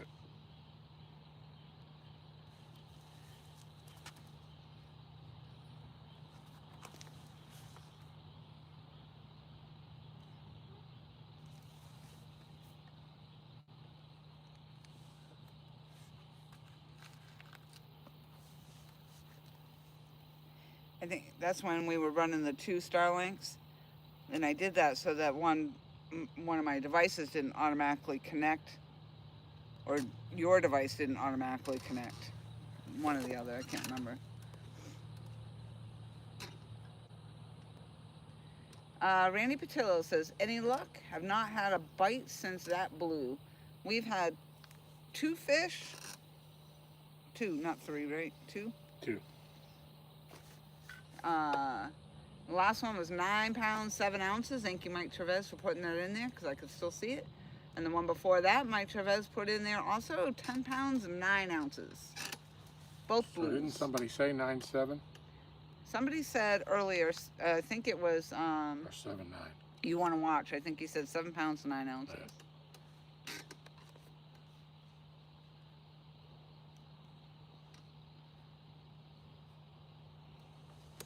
Buck Williams says, I use words like expect no mercy plus numbers. Number raw. Yeah.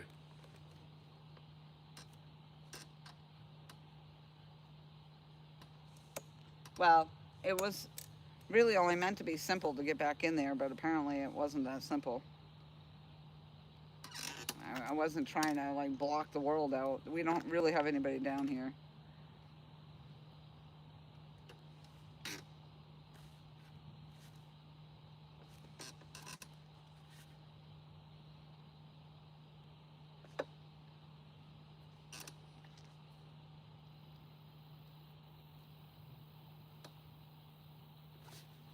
But honestly, I pretty much read all the chat to him anyway, so I read everything that's comes up for the most part. Yep. And the reasoning was we had 3 devices running off our Starlink, so I was trying to see if running less devices would stop it from crashing. And I do believe tonight's live stream actually is holding better than last week. last Saturday we had quite a few glitches. We actually, I think, got bumped out quite a bit because your Starlink either was updating, it kept disconnecting, remember? Yep.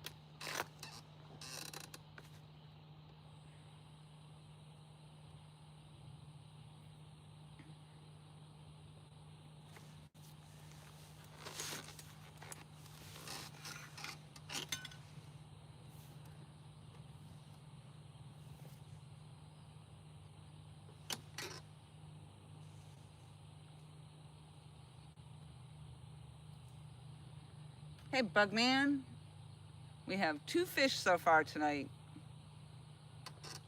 Hey, Buggy. I think that the fish are spawning, so we probably won't get anything bigger than what we've been getting, 9-10 pounds, maybe. We'll see. Well, I said we've been averaging 10 pounds of fish. We have 2 fish for 20 pounds exactly. Yeah. Oop, that was lightning. I thought so over there. Probably heat lightning. Yeah, there's no storms on the radar.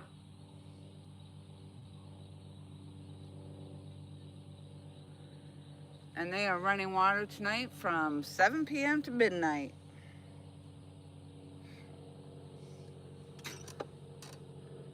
I don't think it's running very fast, but it's running.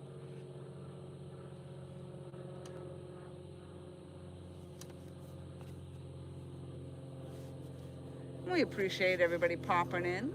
Yep. We got 30 people with us and 46 thumbs up. Nice.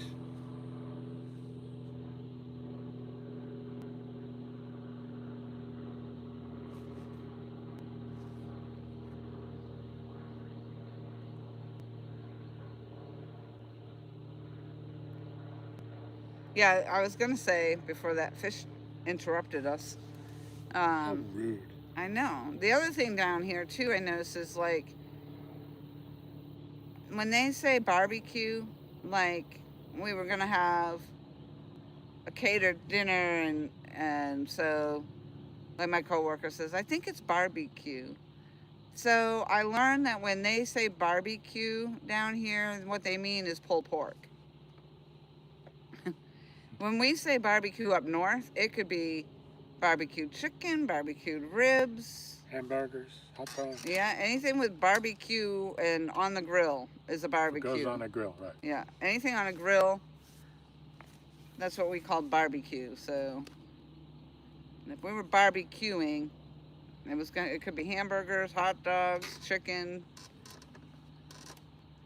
But down here, when they say, oh, it's barbecue, oh, it's pretty much pulled pork.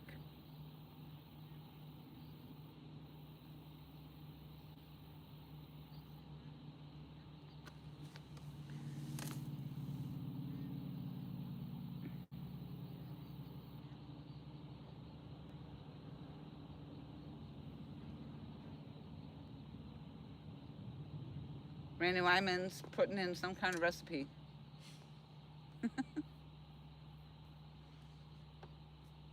I'm assuming for coleslaw. 1 medium head green cabbage, finely shredded. 1 large carrot grated. Half red onion, thinly sliced. Optional ½ cup mayonnaise. 1/4 cup Greek yogurt or sour cream. 2 tablespoons lemon or lime juice. Lime juice, 1 tablespoon honey or maple syrup, 1 tablespoon Dijon mustard, optional, salt and pepper to taste. Huh. Randy Wyman says, oh, they're actually running 10,000, what does that say? 1036, why am I not able to even see that? 10362 CFS at 9 p.m. So that's 10,362 That's about what they do all the time. Huh? That seems to be the standard, 10,000. Yeah. When I first looked at it, there was an extra number in there, so I was like, what am I reading there? You're running at 100,000. Yeah, I was like, it looked like it was 103,000. That's why I was If like, it was no. 100,000, we wouldn't have to worry about this grass when it was over. So I got some blur going.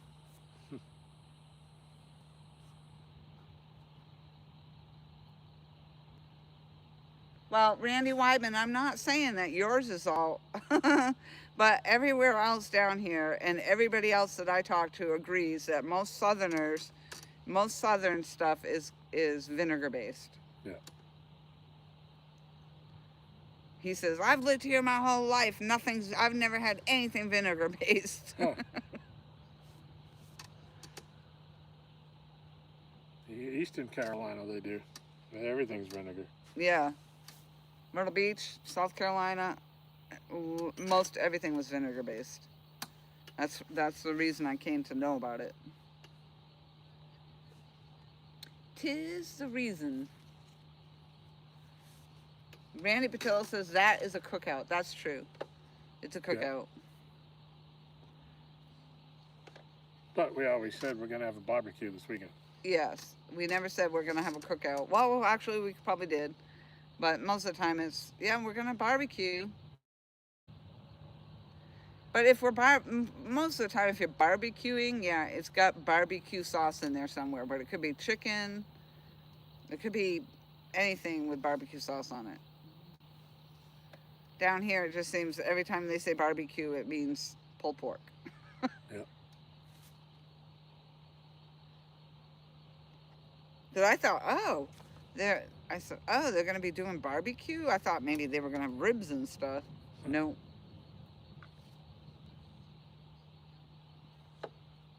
Two Stands Fishing says hot dogs, burgers, whatever. What's going on, Stan? Randy says, no. I said slaw, I eat hot sauce with everything. Lots of vinegar. Okay.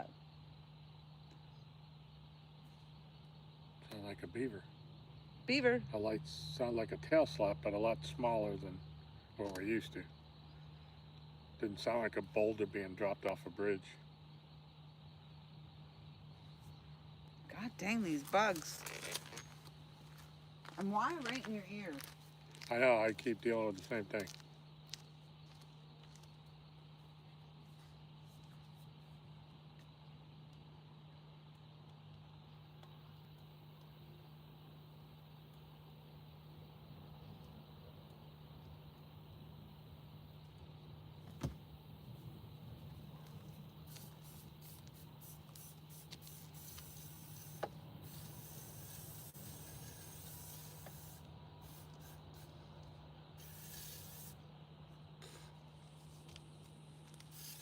You know what used to work really well is the yard guard.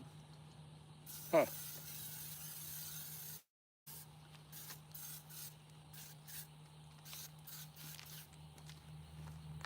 Do you think this light's...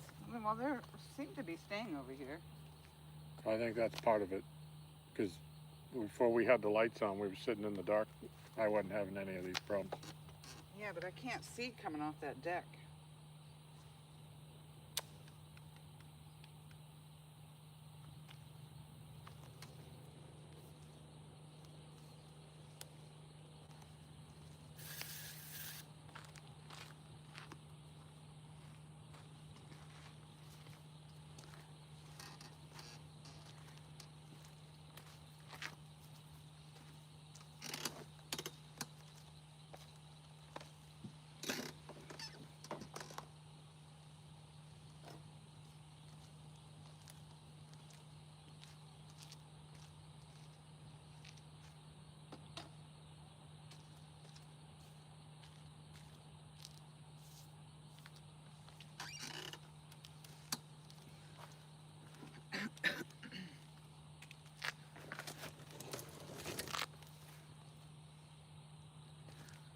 All right.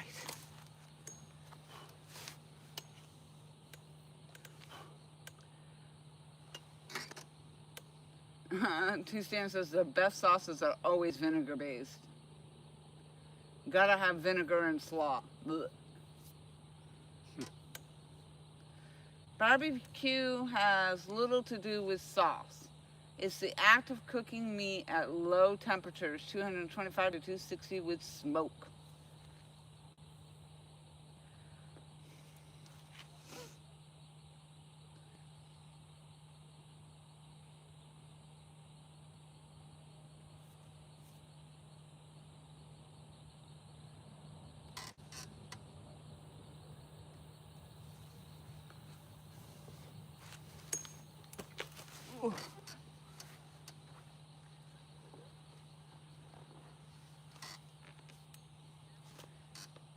Randy Wyman likes hot sauce. Louisiana for lower heat. A lot of times I add cayenne or jalapeno.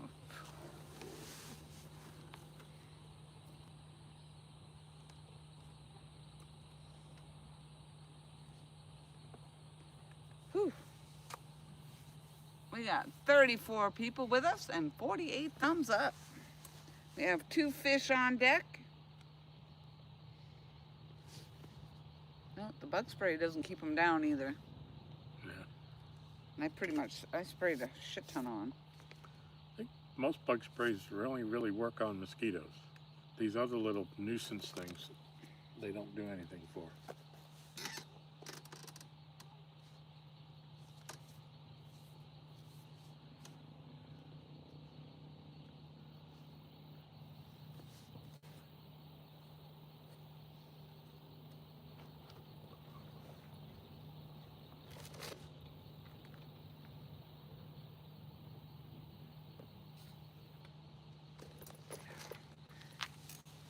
So we've got 10:23. So yep, they're running water until midnight.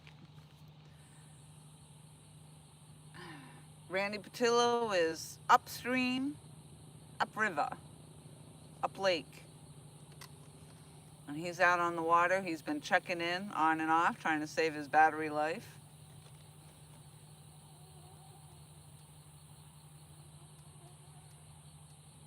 Listen to those frogs. That sounds like a lot of frogs. Yeah.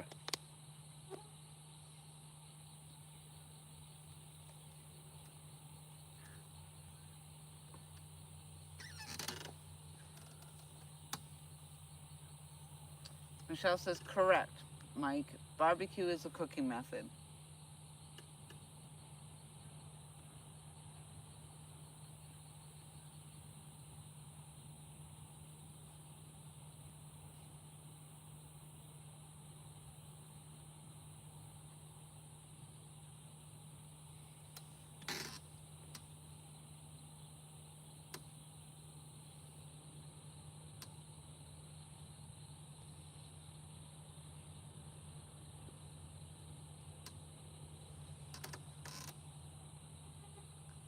Did you yell banana, banana?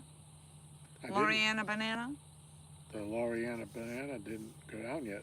Oh. Didn't I just... Oh no, that was the other one we cut. Never mind.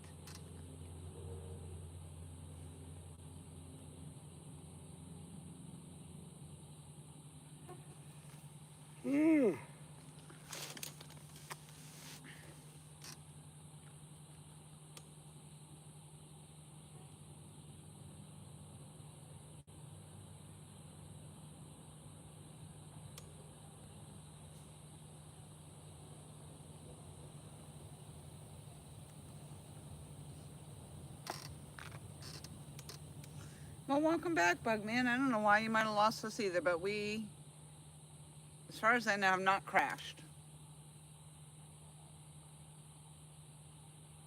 Mike Therese says, you are also correct, Lori.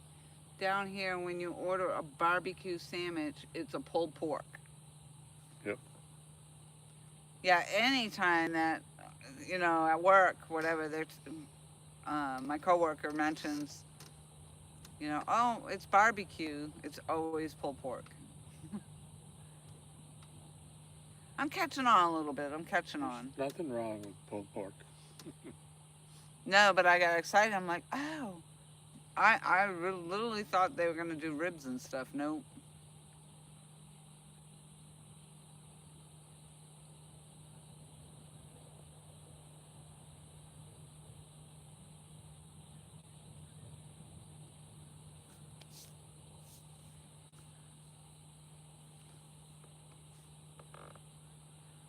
Yeah, here it's a lot of that pulled pork and catfish. Yeah.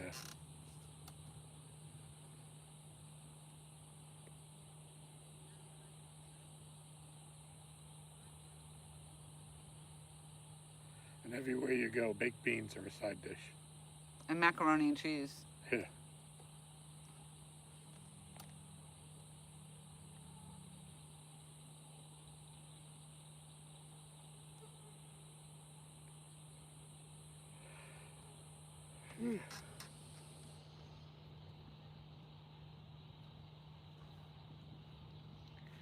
And the other thing I learned down here is when they say, oh, it's right up the road, that's like 50 miles. Yeah. Oh, yeah, you know, right up the road. Okay.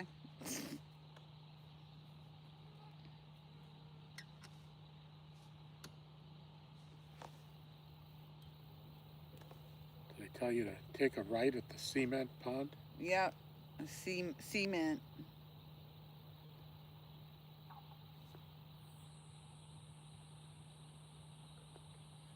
They make fun of me. They say I'm the one with the accent.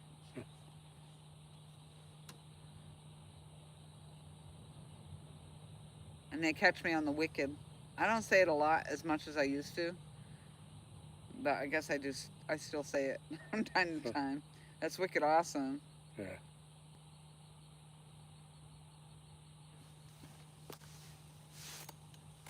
Well, I like to think that American English was invented or started at Plymouth Rock, and it got distorted as it went south and west. Mm-hmm.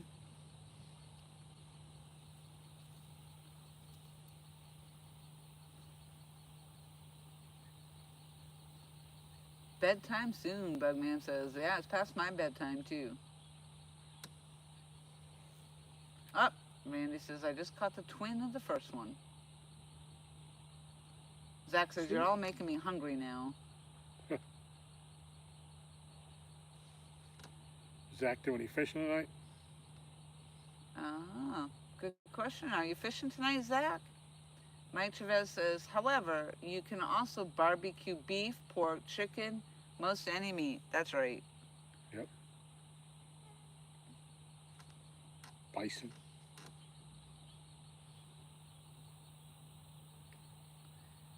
Mike Chavez says, if you all didn't know, I'm not a barbecue master. I'm a student of barbecue.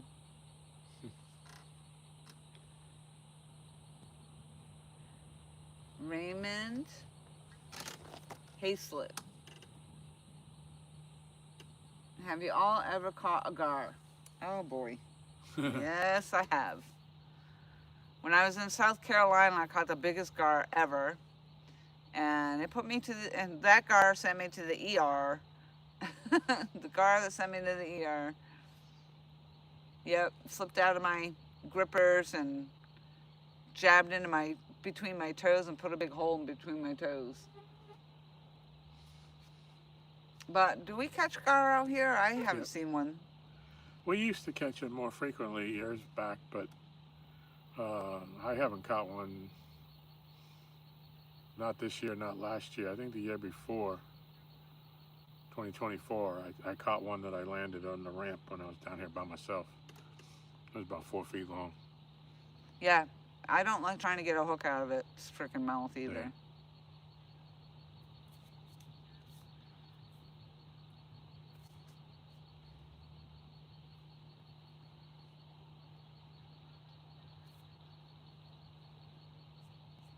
Zach said, nah, I had to tend to some other stuff. Wasn't able to fish this weekend.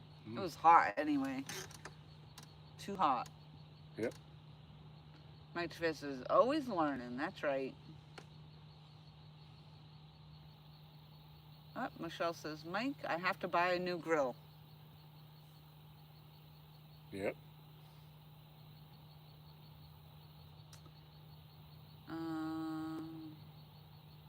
My biggest was 6 foot, said Randy Weidman. Oh, wow.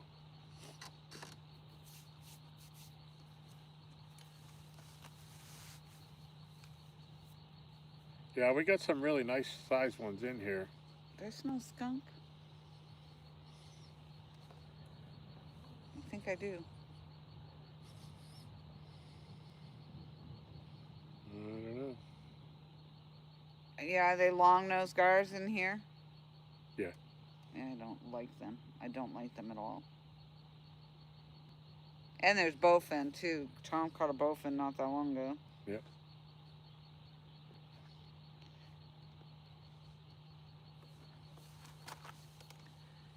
David Smith with the $10. It's Doc 30. Time for a monster. Well, thank you so much for that. I saw the bright yellow come up. I was like, what the heck? Yeah, thank you so much. I appreciate that a lot. Hey, David. We got 49 thumbs up. 29 people is hanging out with us.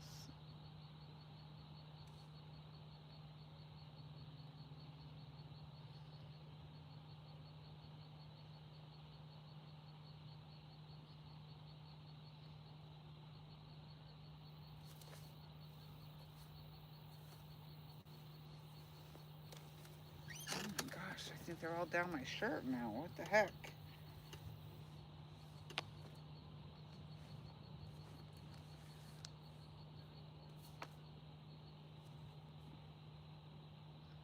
They're talking about grills. Michelle says, Mike, yes, the bottom rusted out. That's what happens when you pass on a cover. Mike says, I learned that lesson myself.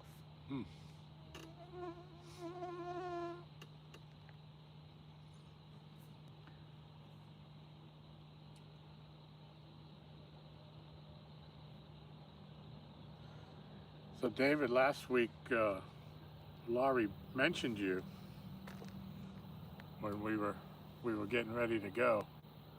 She says, I'm tired. I just want to go. She says, I don't care if David comes and says, just 15 more minutes. No. You're famous for coming in at the very end. Or lurking until the very end. Yeah, lurking until the very end. David said, hey, Tom, I heard you got the boat out running again. Attaboy. Yeah. Yep. It ran pretty nicely. I need some new tires for the trailer, but before I really want to take it too far. But yeah, we may get out and start using it. Decide if I want to sell it or not now that it's up and running. I don't think I'm going to want to turn out to where I go back to bass fishing over catfishing, but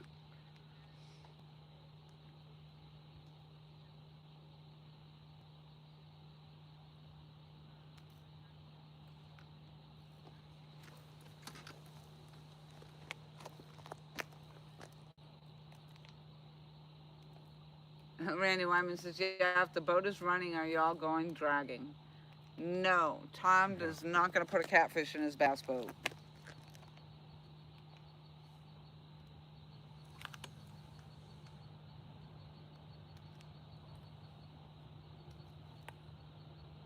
I heard something walking around. I'll make sure it ain't that skunk you smell. No, my boat has pristine light gray carpet and I want to keep it that way. So if I do want to resell it, I get more. Pristine minus the cat puke, cat hair, and cat poop. Which has been cleaned. Didn't stain.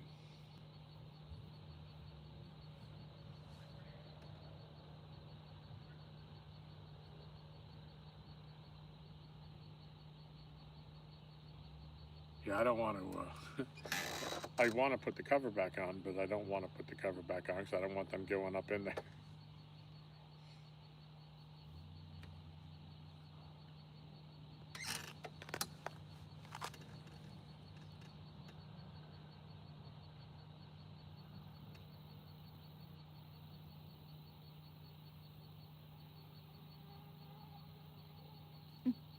David says, hello, Miss Famous House Remodeler and Chef, Michelle.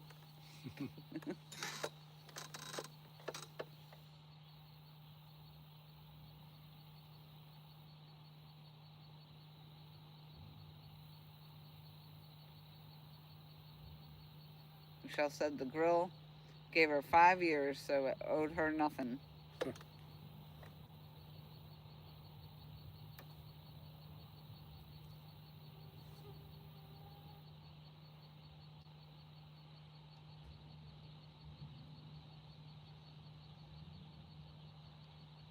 Yeah, it doesn't take long for stuff to rust out. Yep.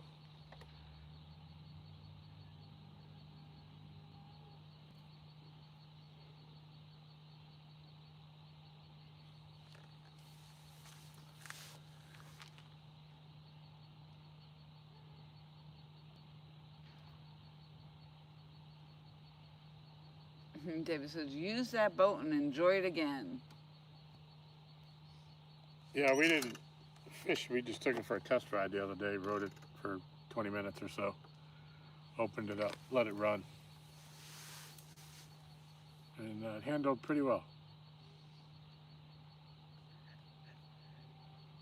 I thought it was a pretty nice looking bait boat myself.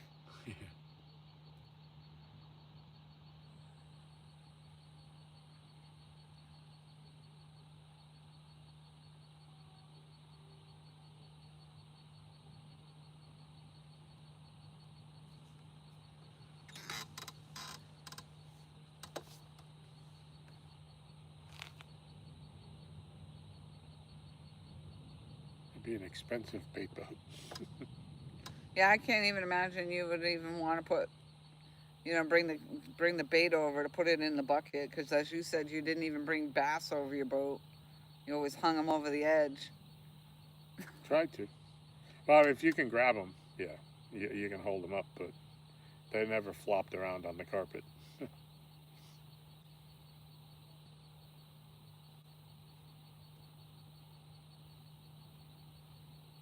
Pickerel never came in the boat. Pickerel always hung over the side because they bleed so easily.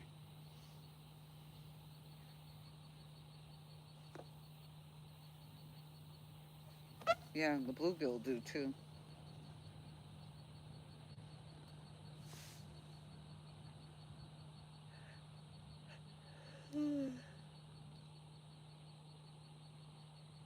I think the bugs calmed down over here. I hate to say it out loud, but Just had one buzz by my ear, but for the most part, they've been, less. I can see the dock. I can see the walk.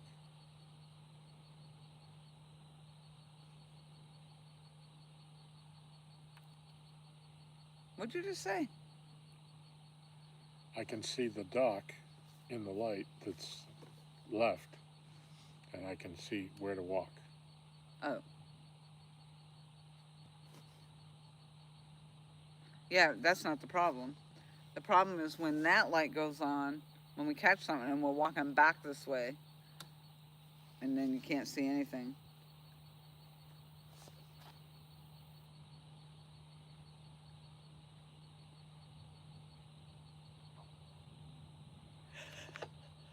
Oh, my Lord. Whew.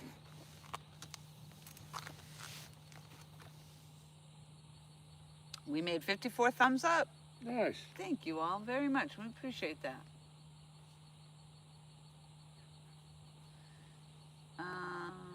Be back shortly. Sharon needs an ice cream. She says, hey all. Hey, Sharon.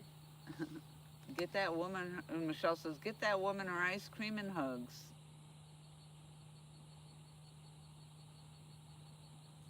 Michelle says, yeah, and we all know how Tom is about blood on the boat. Fish, my hand, panic and freak out. Yeah, because she said you weren't concerned at all for her hand and her pain, just more about the blood getting in the boat.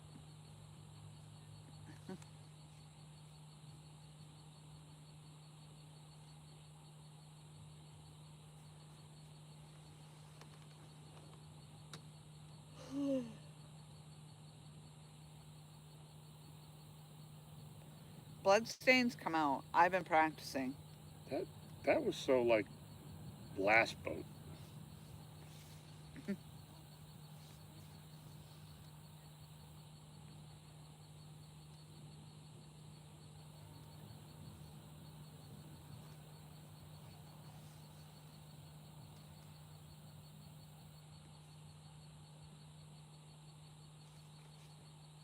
I thought we were going to take the boat out and barbecue on it.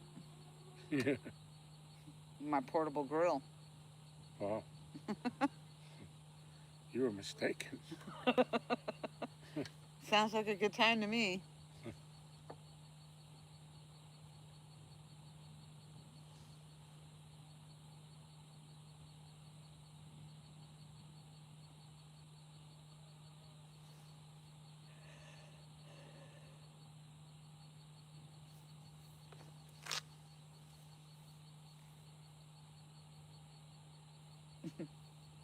Michelle says, correct, Lori.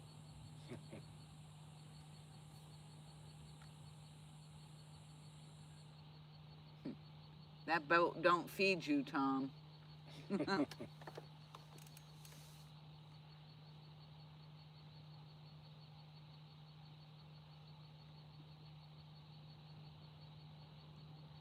Well, it depends on how you look at that, Randy Weidman. I mean, because if he was fishing and keeping the fish to eat, then you could say the boat feeds him. Yeah.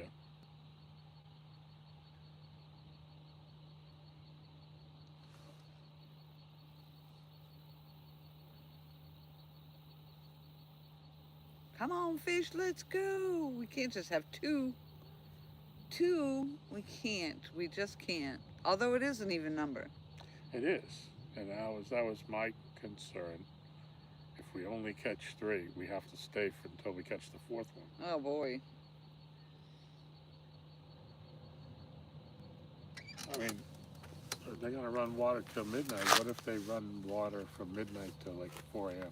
Well, if they're shutting it off at midnight, I don't think they're turning it on at midnight. Well, they may not shut it off. They may just let it continue because it's a new date.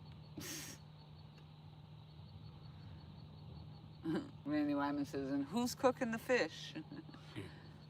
Well, more importantly, who's cleaning the fish? That seems to be the big debate. David says, that boat feeds Tom.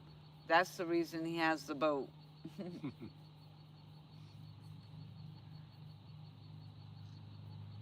Michelle says, that's true, and for a week or so, neither did I, since I had a bandage hand of the cooking. Second Chance back in the house. Welcome back.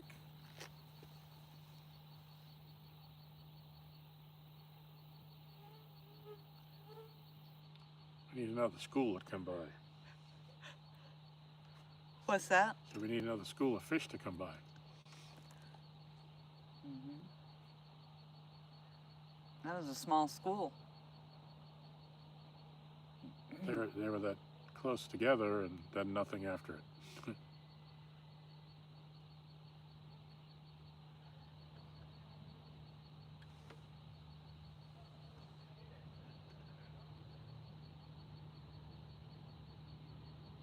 I think it's going to be one of the either number 1 or number 4 next time.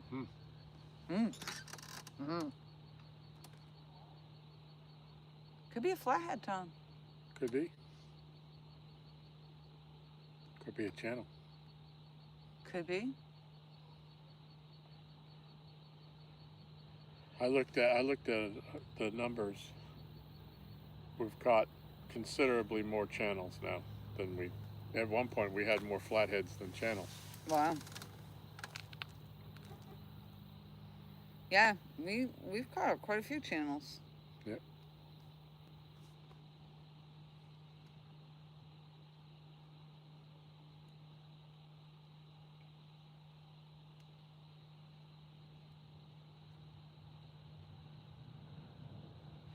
So I'm curious as to what kind of ice cream Sharon's getting.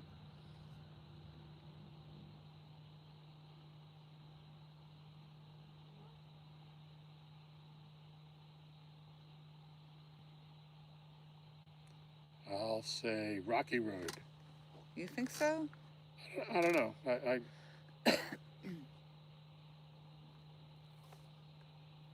can't say I've ever had ice cream with Sharon, but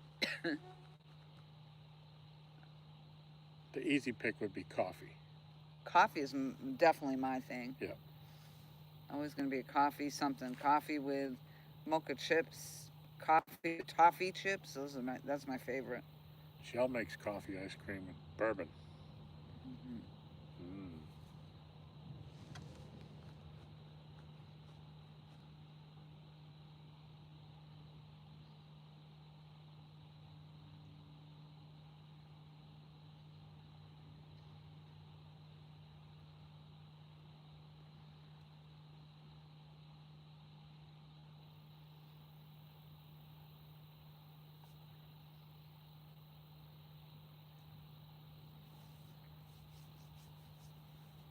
I don't think I ever got any of the ice cream that she's made. I think I had a teaspoon sampling of something.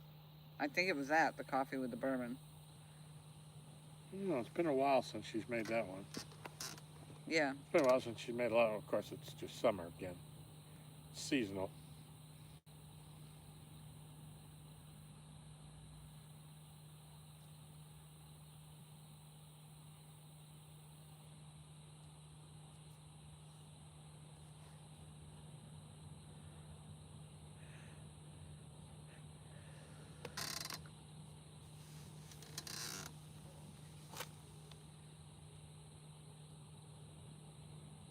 Mike Chavez says, uh, Tillamook strawberry. I was gonna guess Oh. strawberry too, but I don't know why. I just pictured her with the strawberry.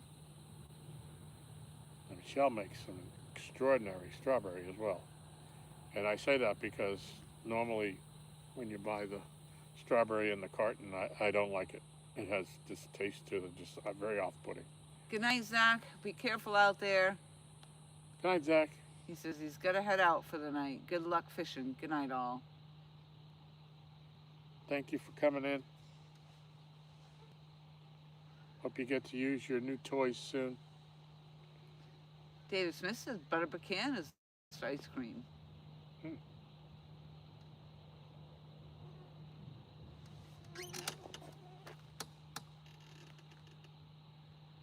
I wondered that, Michelle. I didn't want to say anything because I didn't know. But she said, no, I don't. I make coffee ice cream and bourbon ice cream, 2 different ones. So that's what I thought too. And I think it was the bourbon one that I tried the sampling of, not the coffee. But she's not putting bourbon in her coffee ice cream. I think she should make it again. Which, the bourbon or the coffee? Yes. Mm-hmm. Both. They now have What the Snicker heck? cookies. Bought some today. They are awesome.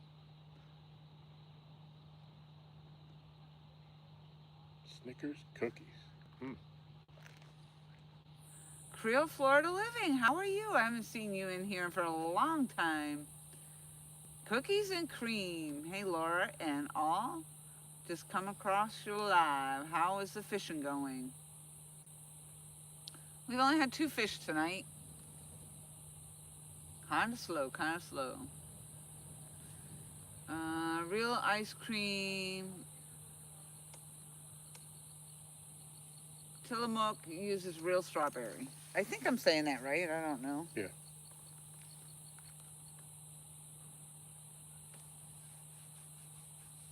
My eyes are blurry.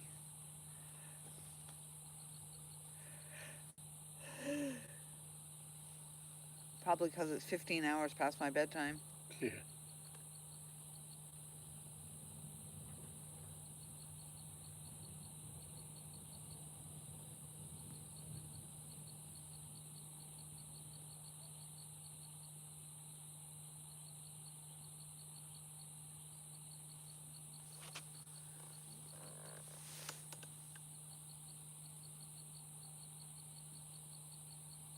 Mike Travis is Oregon strawberry.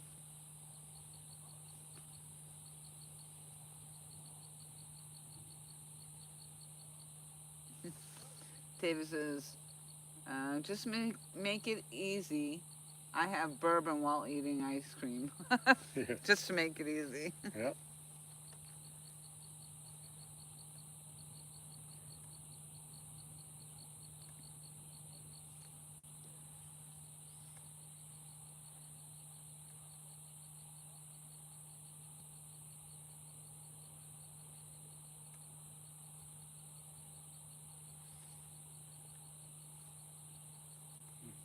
are a pain in the butt.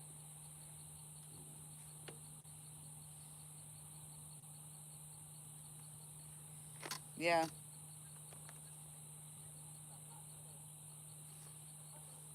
And they might not be biting, but it's just that they land on you, crawl on you, hit you in the face, hit you in the ear. Yep.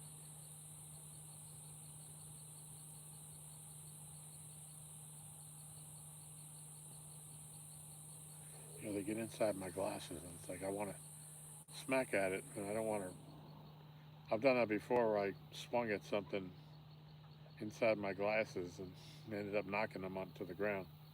I don't want to do that.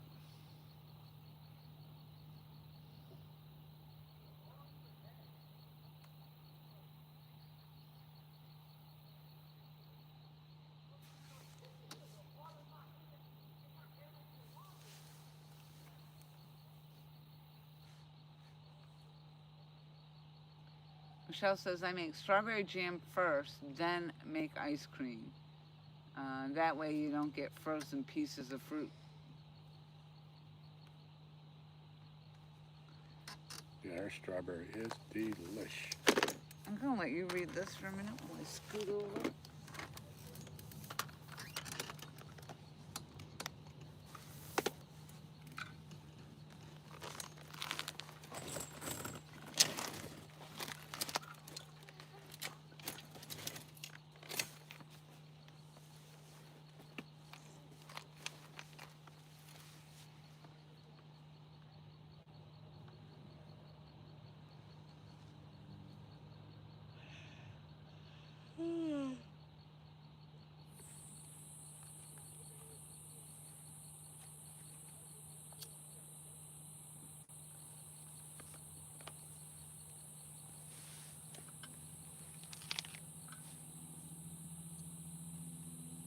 Michelle's telling David, bourbon ice cream with a bourbon caramel swirl. She did it for YouTube.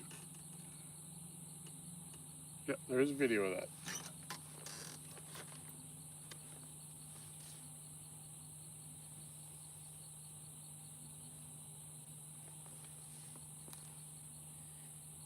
That's my problem with the ice cream generally. If I can't find coffee, or usually I don't like just plain coffee.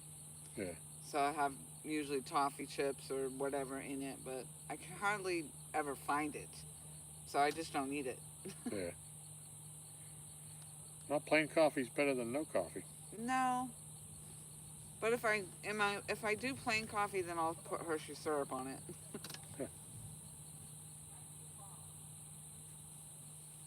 And I like, if I put anything on, it's usually butterscotch.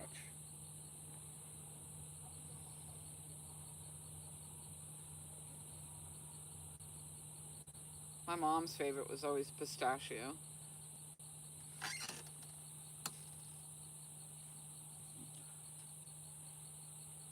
Randy says, I have the video of sauces on hold.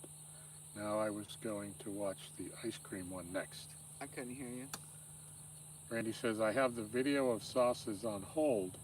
Now I was going to watch the ice cream one next. Oh.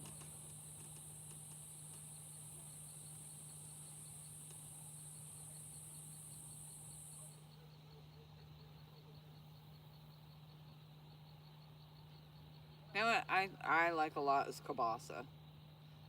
And I was thinking of putting that on my grill too, but I like... Kielbasa ice cream? No.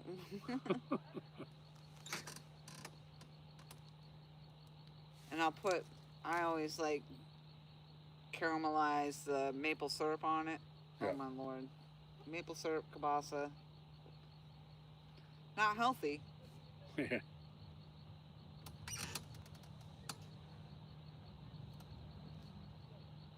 Brian says, chocolate mint ice cream.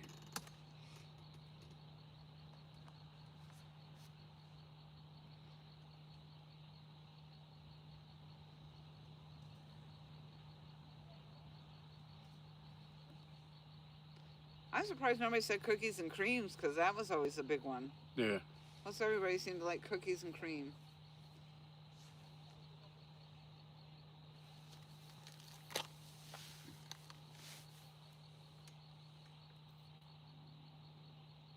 David said, good choice, Michelle. Randy says, I gotta be in a certain mood for mint. You'll be in a certain mood for what? Mint. Oh yeah, me too. I'm not a big fan of the mint.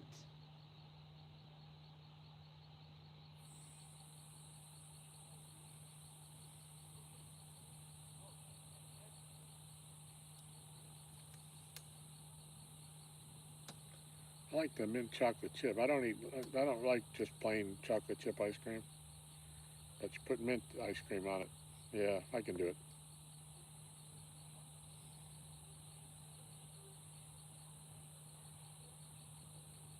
I guess I gotta eat the other half of my sandwich. My stomach is growling like crazy. I hate when that happens. Yep.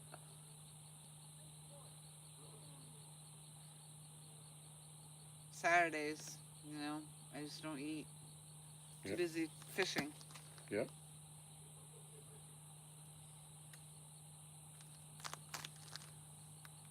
I got plenty of break in between today.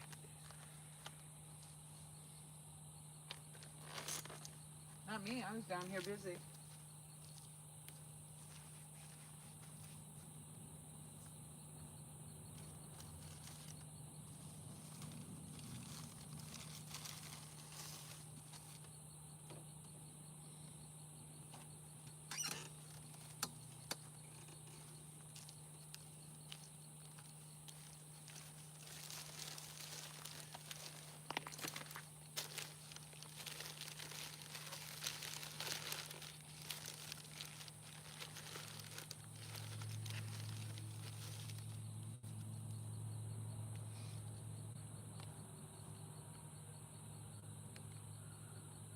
All right, I know we didn't catch the only 2 fish in the lake.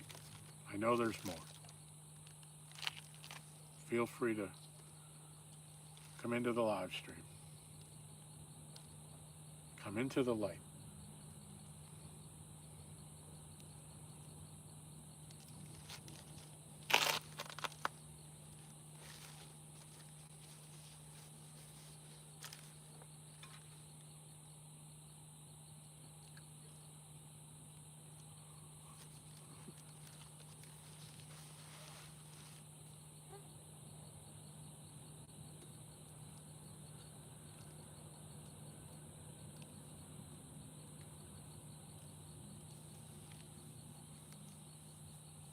Nightbot is reminding you that Laurie has a new Facebook page. There's a link there to follow that.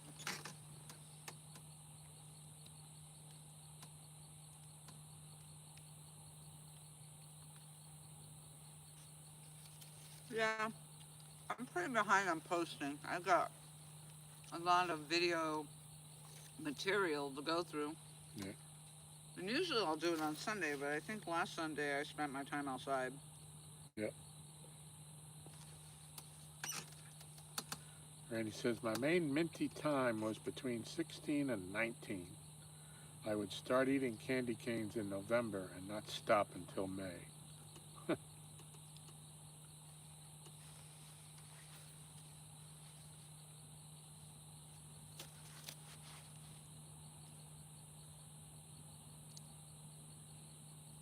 Mike says, sorry y'all, I was on the phone with my brother.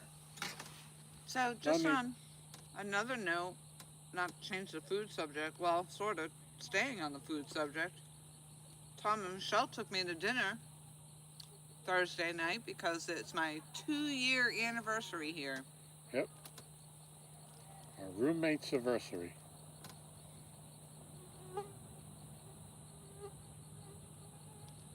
Hard to believe it's 2 years already. And 2 isn't even number. Huh? 2 isn't even number. There we go. Don't expect that for 3.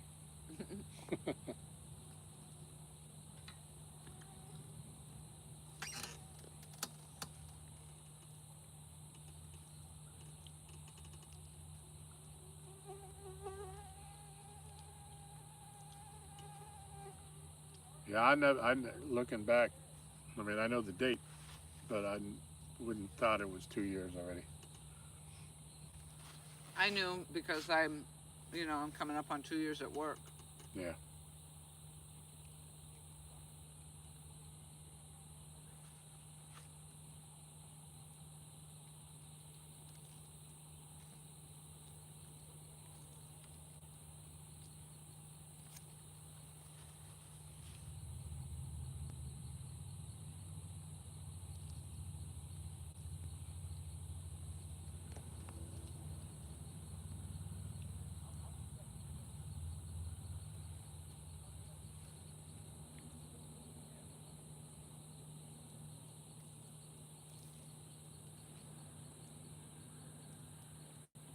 Mike says he remembers when y'all were heading up from South Carolina and the car broke down. Yep. Yep.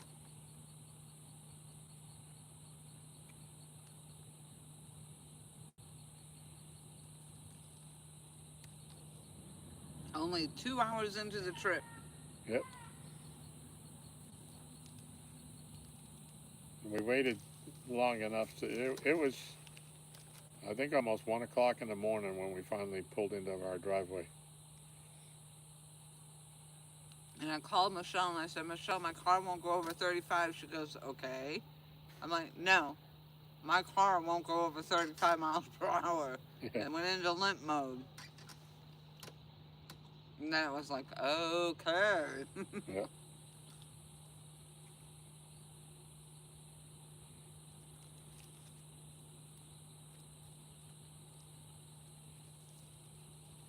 Her car, in reality, didn't really break down. She just got tired of driving. So let's get this flatbed. Have somebody put it on the flatbed, and he can just drive me there.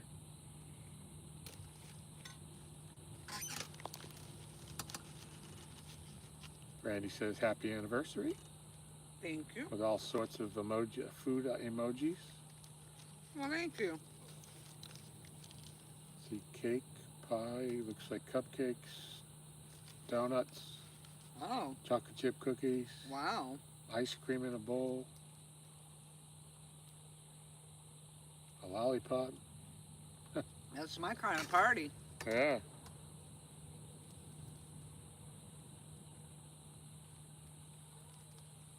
When I went to get a milkshake today, they had, it made me think of Michelle because Michelle makes all the breads and stuff. Well, this lady is selling stuff, I guess, there. And you can order ahead of time all these different breads. She's got a whole list of them.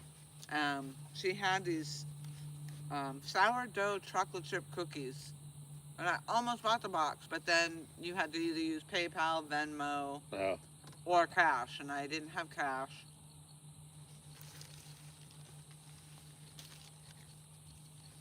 So I didn't get them. But I was like, that sounds interesting. Yeah.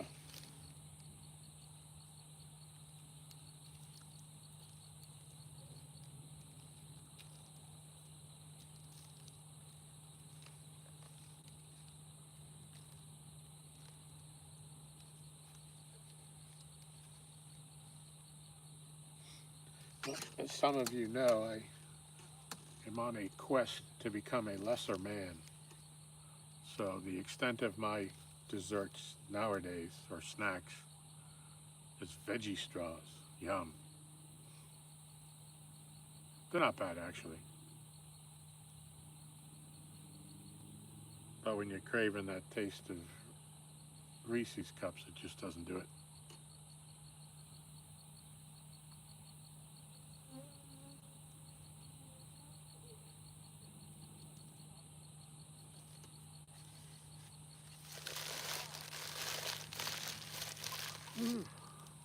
Have you actually read the ingredients in the veggie straws? No. Probably not as healthy as you think. Well, they're low in carbs. Oh yeah, you're the carb thing. Yep. Yep. The carbs is everything when you're a type 2 diabetic. So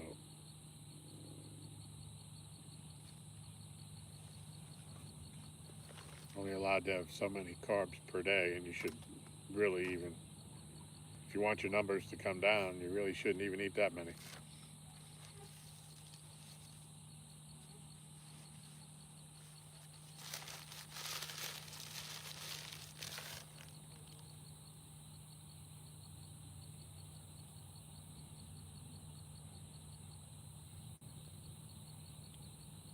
I lost a lot of weight when I moved to South Carolina because I didn't like the food. I didn't like any of the fast food places for a while either. I really had to find the ones that I would eat at. Yeah. I know you found Wendy's. Yeah. And I'd have to wait 2 hours just to get around to the window to get my Yeah. freaking meal. Yeah, and they got you when they put you in the drive-through where they have that little wall, the little curb, so you can't get out of line. Arby's was big for me too. I did Arby's a lot.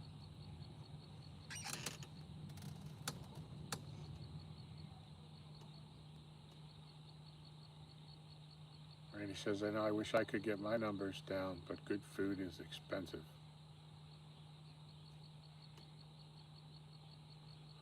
Says if it wasn't for credit cards, I could eat good. Yeah.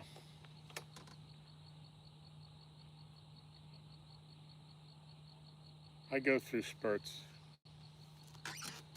I eat good for three months, and then I go see the doctor, and I get a good number, and I slack off a little for the next 3 months.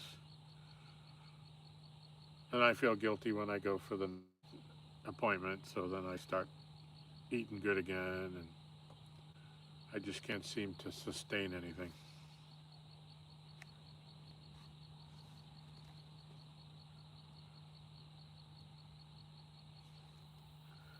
But you're right, it's expensive to eat healthy. My mom apparently has lost quite a few pounds just cutting out saturated fats. Hmm.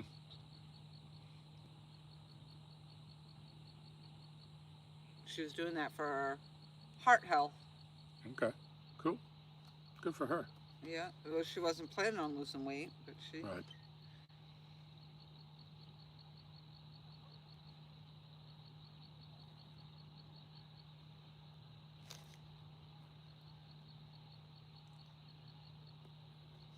Boy, our lines went really quiet, huh? Yeah.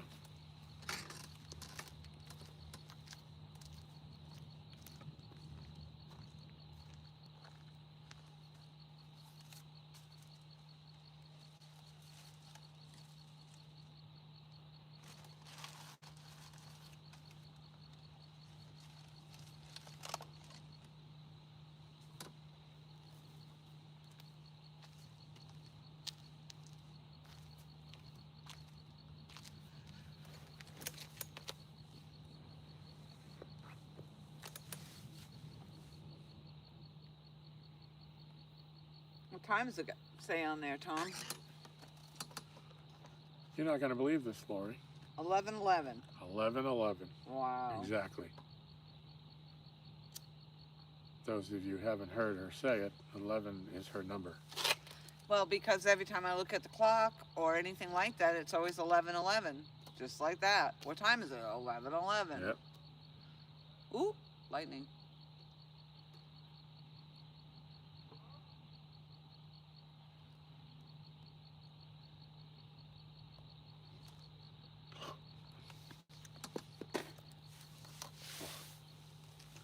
Randy said, I was doing that, just eating the greens and chicken breast baked. I could do that about 2 months. Then the first time I ate a potato or anything, any carb, I would binge carbs. Yep.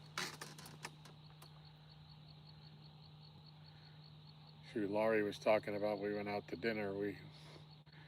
We had, Michelle and I had a conversation about, I actually ordered a pasta dish. And it turned, we had the discussion on whether I should have the pasta or something else. And Michelle said I had eaten well enough all day long, so have the pasta. And I enjoyed it. It was a bolognese. It was pretty damn good.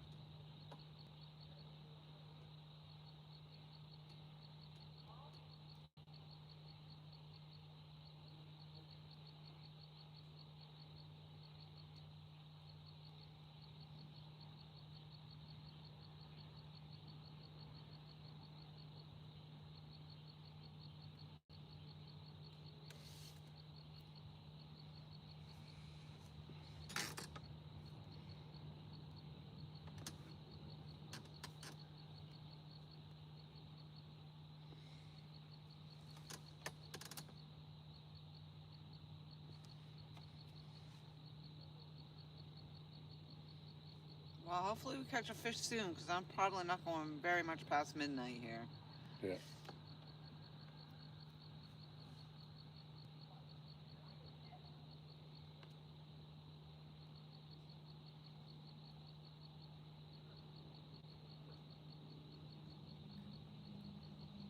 Yeah, I like to see something move.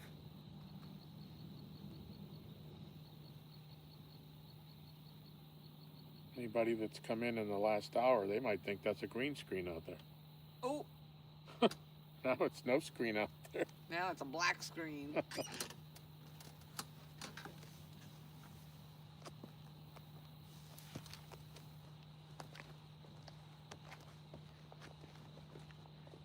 Lights out.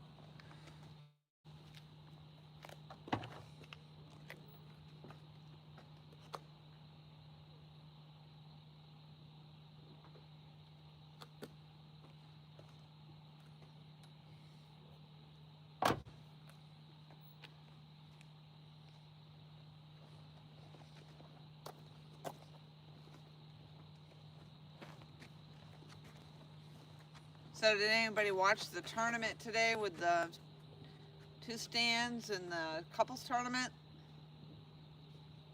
I popped in there. I didn't pop into chat, but I did pop in.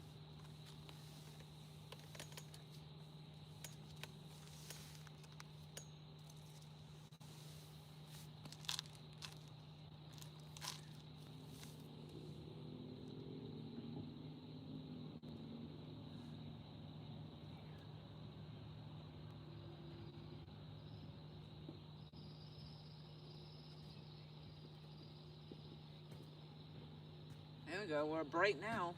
Yeah.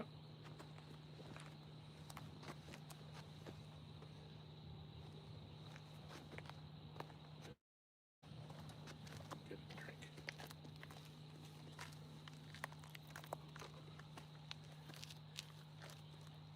Is that charger still? It looks like the light of. I thought there was a light on that earlier. Yeah, it's probably dead.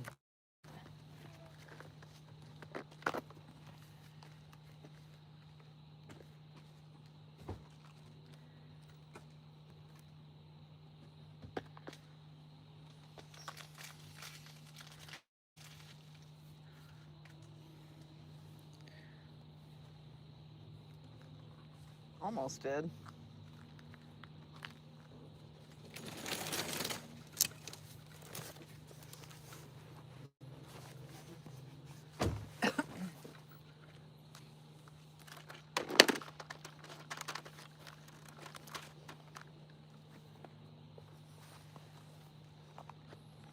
Mike Tevez says he watched a bit of it.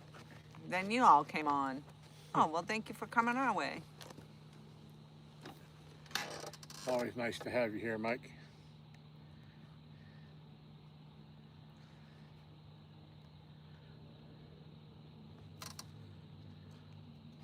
Randy Wyman says, yeah, but then the next day you're like, you know, I haven't had a filled donut in a long time, and then a bite of ice cream won't hurt. I haven't had a Snicker in a year. Yeah, you go down the rabbit hole. It's funny you should mention that, Randy. Yesterday, Michelle and I were out, and we were at our neighborhood butcher deli shop, and they had creme brulee donuts in there. And Michelle got 2, and she said, you know, that we would try them, and I said, well, you know, I'm trying to stay away from stuff that I know for sure is bad for me, and probably a cream, some type of a cream-filled donut probably isn't in my cards. So far I have stayed away from the donut, and I even told her she could have it. Not Good that for I don't you. want it, but if I'm getting out and doing my walking I do an hour's walk every day, and if I'm gonna do that, I'm not gonna throw it away on a donut. It's just kind of self-defeating.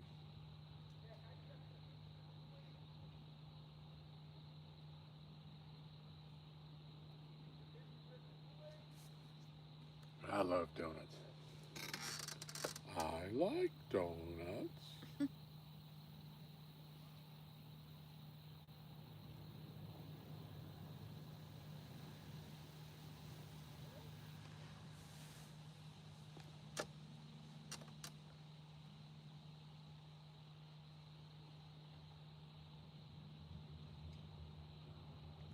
It's weird, not even a jingle jangle. Nope.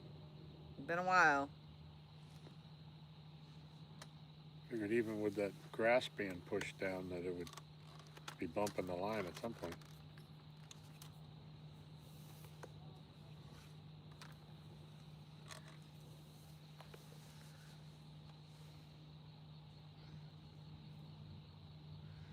Randy says, that's awesome, Tom. Congrats. Well, thank you.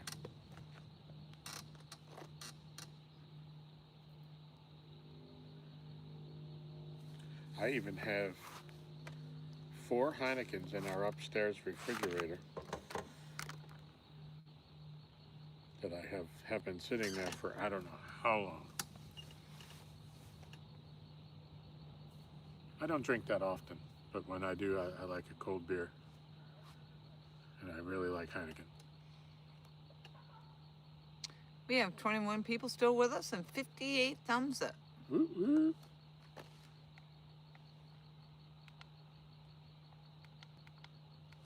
$11.19. I can do it. I can do it. I can do it. I think I can. I think I can. I think I can. I'm not 100% sure, but I think I can. Oh, I'm gonna go pick up some of my stuff on the ground here.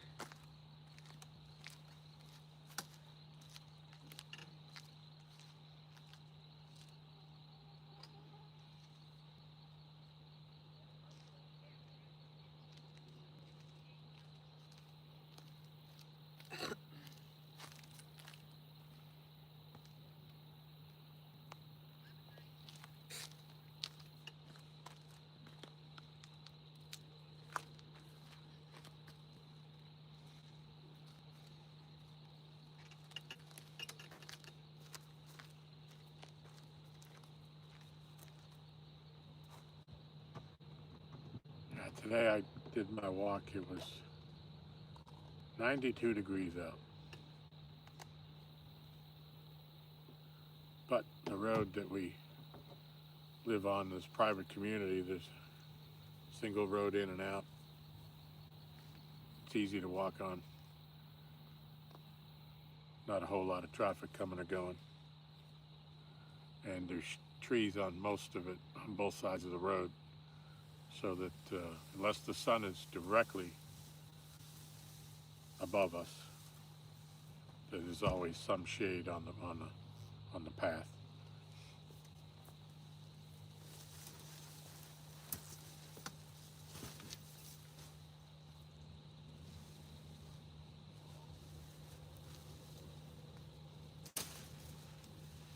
Grace, I forgot what it tastes like. I usually only drink a couple times a year. You know, Randy, I would say that's about right for me lately. You know, the last, I don't know, 3 or 4 years. You know, I don't usually don't drink if we're going anywhere. I don't, you know, 'cause I'm not gonna drink and drive. So a couple of times a year that we do go out to friend's house to play pool and have a few drinks, Michelle will drive so that I can have a couple of beers. But for the most part, I can't remember. It's probably been 3, 4 months since I had a beer. Oh, that's not true. A couple of weeks back, we went to our friend's wedding / reception, and I did have a beer, a single beer.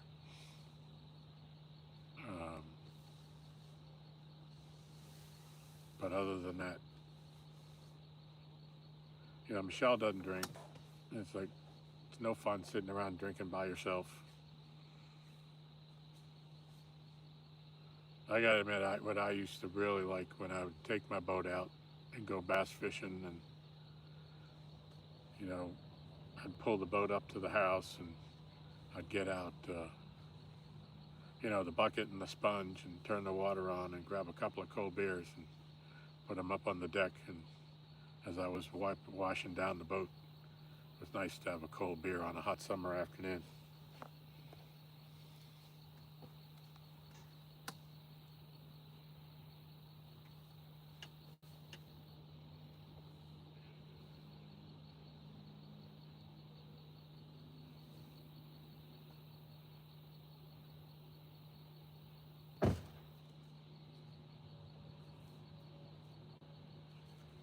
That's the end of that tent. The metal just like sticks right out, straight out now. Oh.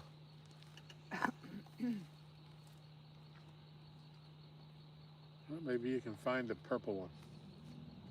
Yeah. I kind of gave up on the whole trying to find purple stuff. Well, that's when you said, that's what you said when I found the purple floats.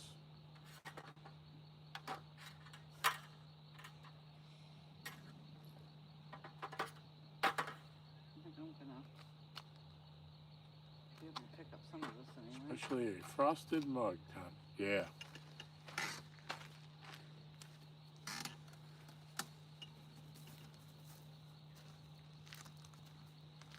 Yeah, if we go out to a restaurant, usually there's a Mexican restaurant we go to, and I will have a beer. And we don't go there that often, but when I do, I always ask for and a frosted mug. It's got to be in the bottle. I don't want draft beer already poured in a mug. I want a bottle and a mug.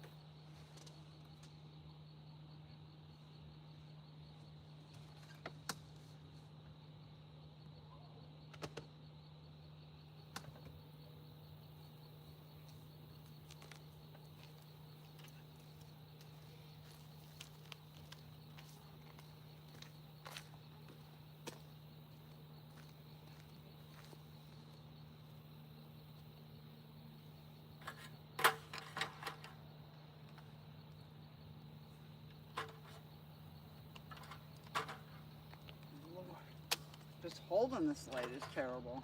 Yeah. I'm just gonna set these in the back. If we need them, I'll have to come up and get them.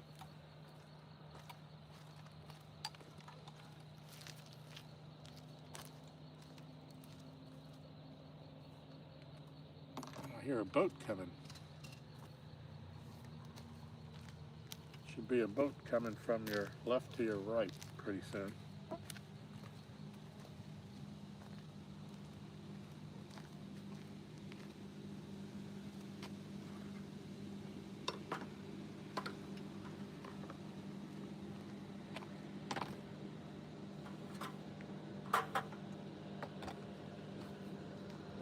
Yeah, those bugs are like right attached to this light, even though I'm walking back and forth with Yeah. it.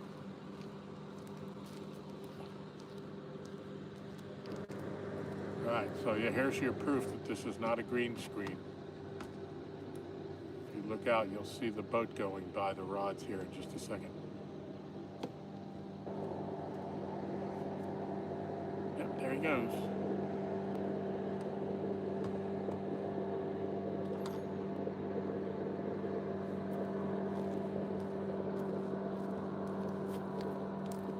Yeah, Randy, yep, still just two. We haven't had another, well, I think we did have a little bite, but it didn't turn into anything.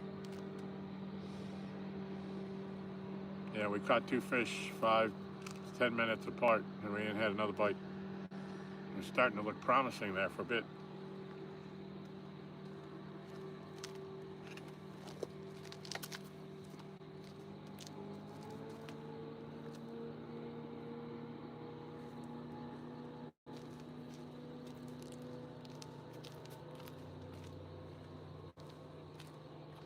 Like I said, usually drink one Mexican beer at the restaurant. Yeah, Mike. Oh, it's got a bug on my hand. I went to flick it off, and it was a big bug. I can't see.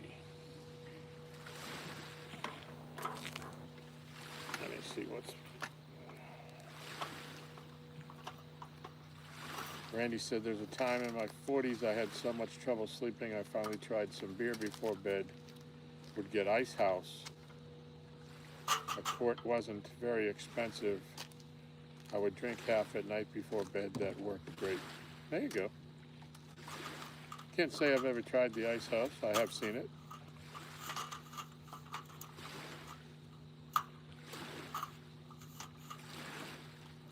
And then after a month I look like a balloon. Oh, that ain't good.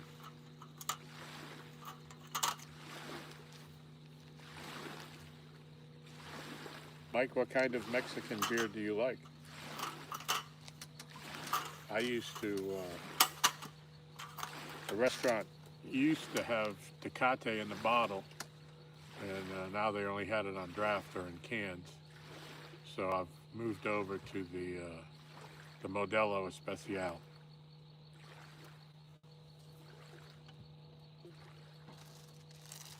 I'm not so much for the Dos Equis, and I don't like Corona. I have a hard time getting by the aesthetics of Corona. So anything that looks like pee and you got to put a piece of fruit in it to make it taste good just isn't for me.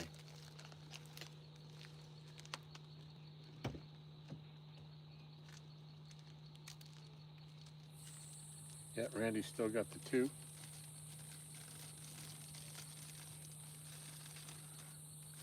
Yeah, Randy, we were talking, we were adding up numbers and all that, and so we're averaging just about 10 pounds for the year. And of course we have 2 fish weighing exactly 20 pounds total, so it's exactly the 10 pound average that we're at.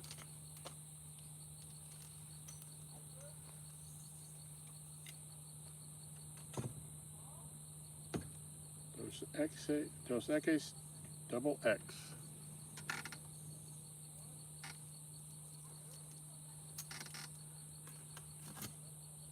I can drink. I've had the Dos Equis. I can drink it. It's just not my first choice.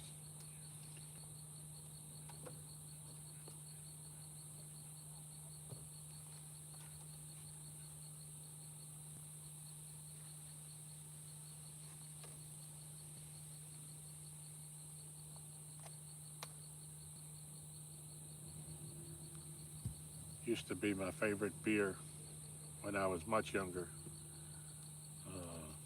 Was Molson Golden. And I can't get that down here. They don't ship it down this far. It's a Canadian beer.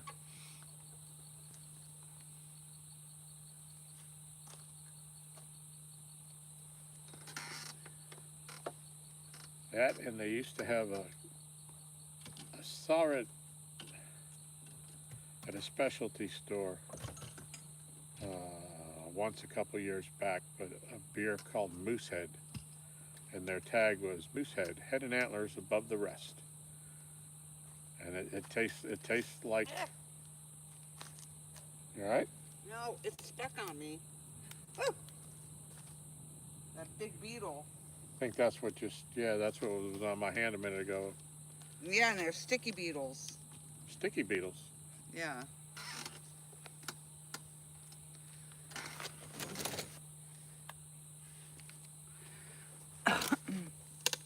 Well, I hate to say this, but I don't think we're going to get another fish here. Bite your tongue. Randy says he's still on the 2 fish. He doesn't know how much longer he's going to fish. Yeah, we're getting ready to end ourselves. No, I don't want to go past midnight. Yep. I'm already tired. Mike says I drink diet beer. Sure you do.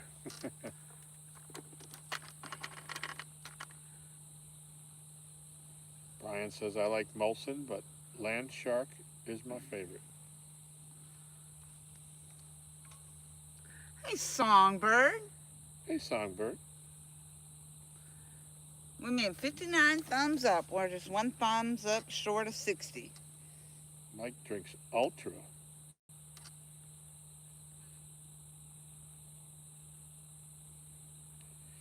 Yeah, I have a story. I went to, years ago when I was home visiting my parents in Massachusetts. I was home for a week and they said, I was listening to my local radio channel, and they said that the Rolling Stones were playing in Montreal, and they still had a couple of tickets left on the bus ride. There's an 8-hour bus ride from Boston to Montreal, and it was an all-included package. And I was so excited when we got off the bus that we were right next to the Molson plant, and I thought that was like the greatest thing in the world. And we went to they had a special at one of the clubs they had closed down for all of us coming up on this bus trip. We asked the guy, the bartender says, what do you got to drink? And he said, Budweiser. I didn't come to Canada right next to the Molson factory to have a Budweiser.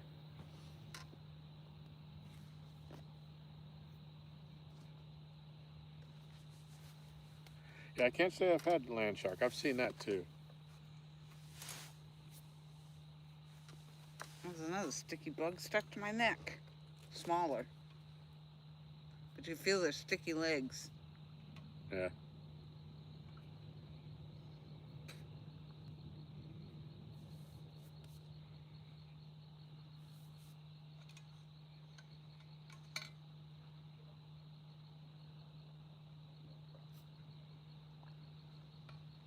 But nowadays, all I drink is water. And occasionally I drink a energy drink, which is Ghost, which has no sugar and I think 2 carbs per can, as opposed to Monster, which has like 78 carbs a can.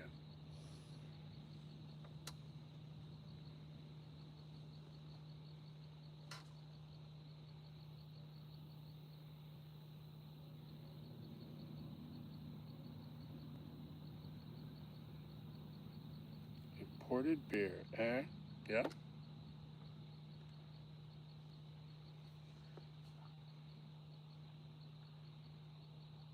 Yeah, Molson had I don't know how many different flavors. There was the Molson Import, the Export, the Molson Canadian, Molson Golden.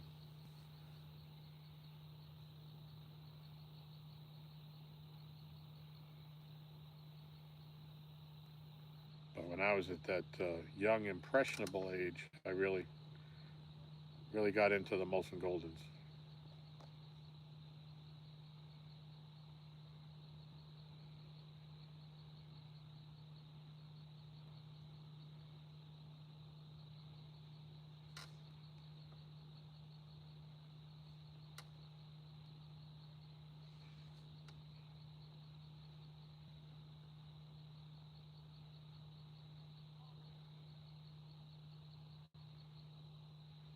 So I did enjoy the video today, Mike. The lemon pepper chicken wings.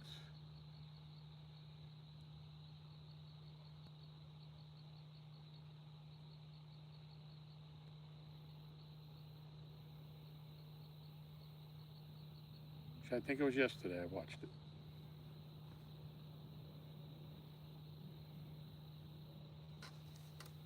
Yes, it was yesterday.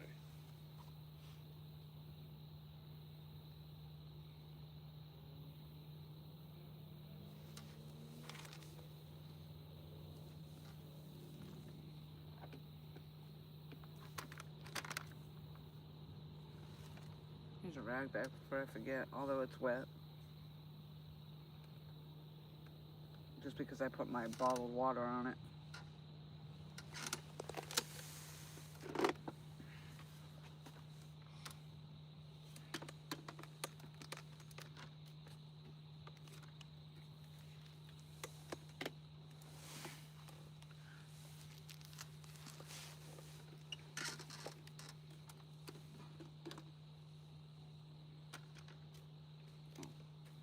Yes, and I'm here to tell you, if Mike ever tells you to come on over, I'm lighting the grill, we're having a get-together, don't miss that opportunity. I was fortunate enough to be the recipient of Mike's ribs and smoked catfish. Yep, I was definitely definitely planning on going back and looking at looking up his wing recipe, so it's nice that he just did a new one. Yep.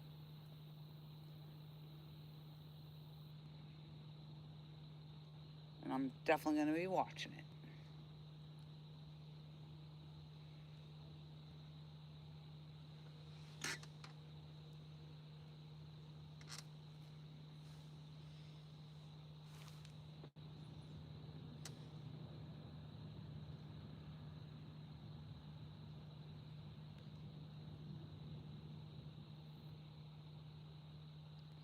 Yeah, because I wouldn't know, like, you know, if you're putting these on there raw like that on the grill, I definitely need instruction. Yep. That's right. He said Laurie wanted some chicken wing videos. Mm-hmm.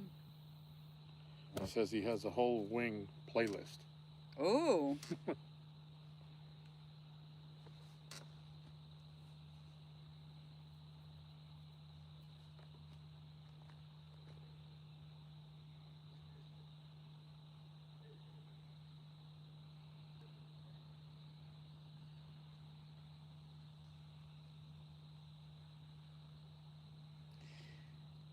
He even, one of his videos with the wings there, he was showing us really how to eat the wing, where you get all the meat off the bone. Like, Yeah.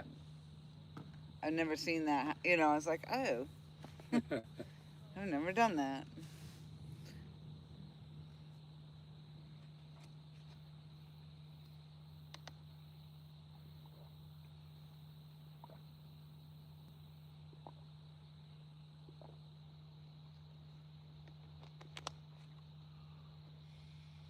I am wiped out.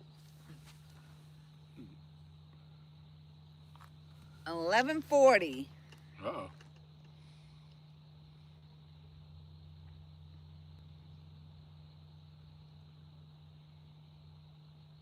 And I feel so gross now that I've sprayed myself with everything.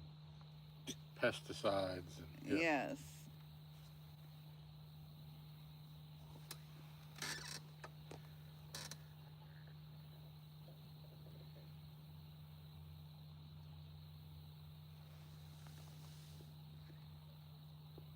Wings and ribs are messy. Yeah, but oh, so good.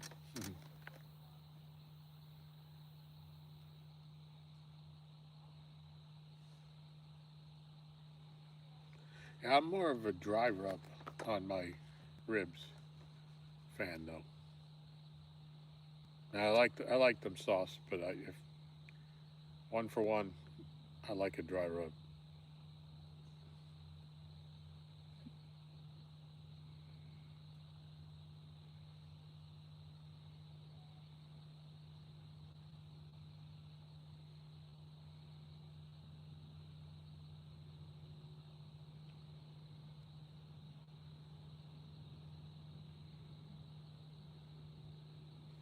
Yeah, I've never, well, I'm not much of a cook myself anyway, but I'm a pretty plain old Jane. I don't mess around too much with all kinds of different spices on anything.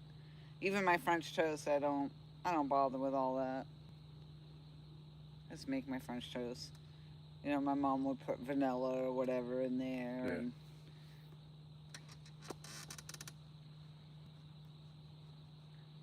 Ain't nothing wrong with that. I mean, this maple syrup's sweet enough, so. Yeah.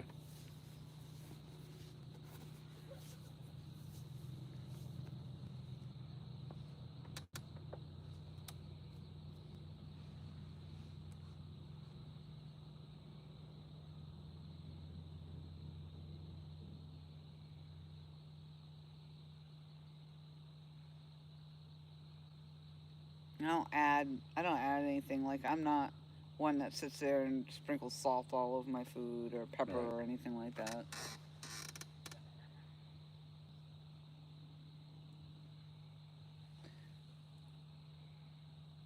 Ooh, Randy Patillo just caught an 8-pound blue with signs of coming off the nest. An 8-pound or an 80-pound? 8. 8. Okay. Very nice.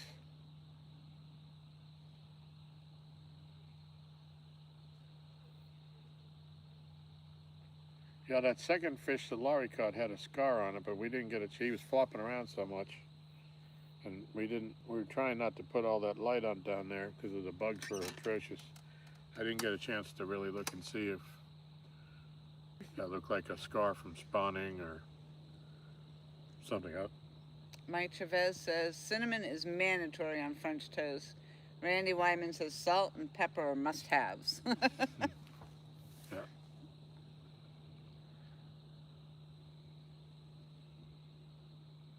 You know what I like pepper on, though, is shepherd's pie. Cool. But I never put it really on anything. I mean, I wouldn't add it to my shepherd's pie, but I guess if I don't mind it if it's on there. Where do you get shepherd's pie? Huh? Where do you get shepherd's pie? My mother's. Huh. We pretty much grew up on shepherd's pie.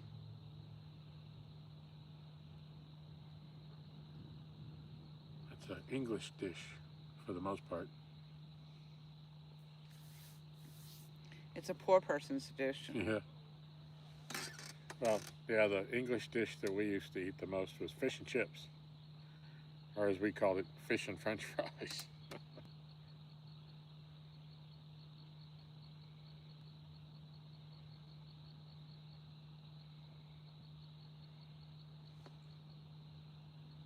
And, you know, my family is predominantly German.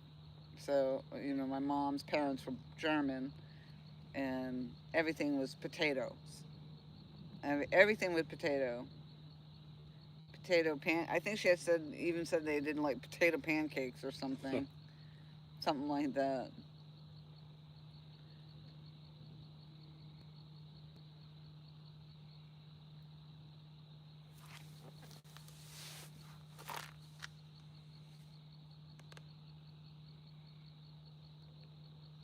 From your neighborhood shepherd.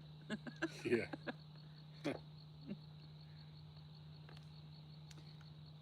Haven't seen a fish and chips place since the 70s, Randy Weidman said. Yeah, Arthur Treachers. Our Long John Silvers, yeah. No, we grew up just outside. Well, I grew up in Boston, but as we got a little older, we moved outside the city. So we would go down and when the fish was coming off the boat, and you'd buy your food, your lobsters, and so those types of restaurants weren't all that prevalent because everybody just made their own because it was so available.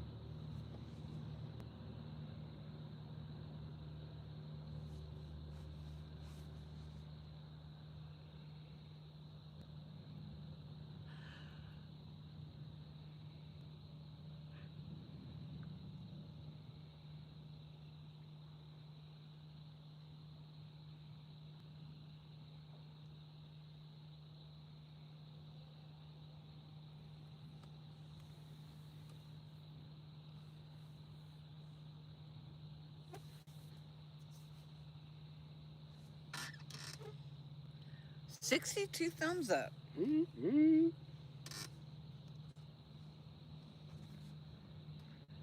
Yeah, I did bring down one of my energy drinks. Do you feel energized? No, I haven't had it yet because once I pop the top, I can't close it. And there's so many bugs still swarming around me. I don't want to, when I take the cap off my water bottle, take my sip and I put the cover right back on quickly so I don't get anything no floaters in my water.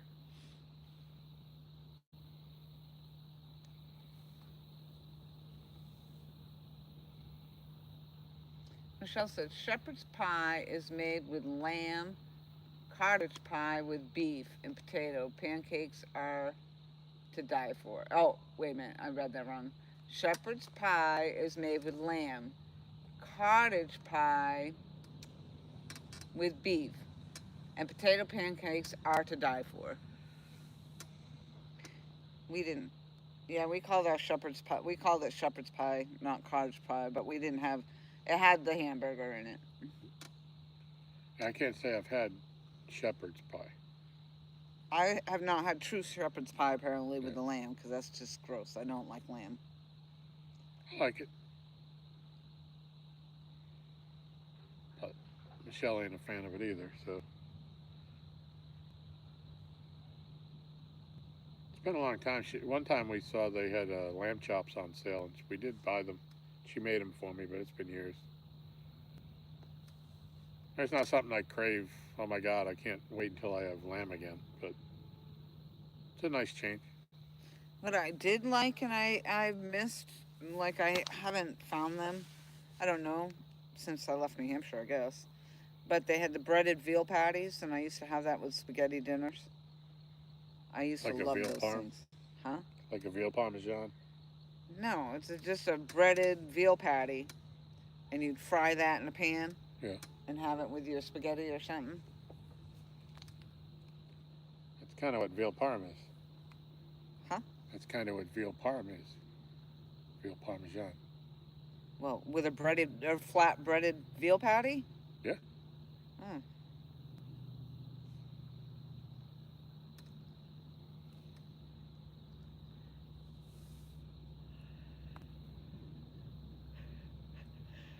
It was processed food. Well, yeah. I think, if you go to a restaurant, I think they use the real veal pounded out Right. real thin.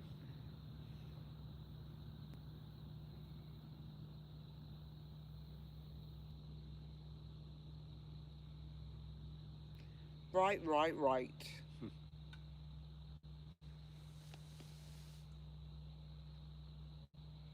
I'm not a lamb guy, Mike Chavez says. Mike Chavez says, yes, most of us Americans call it that. Yes, sir.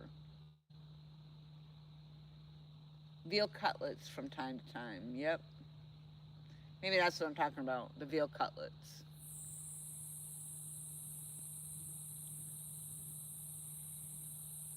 Brian Corr says same thing. Yes, I haven't seen veal patties in a long time. Yeah. It's good.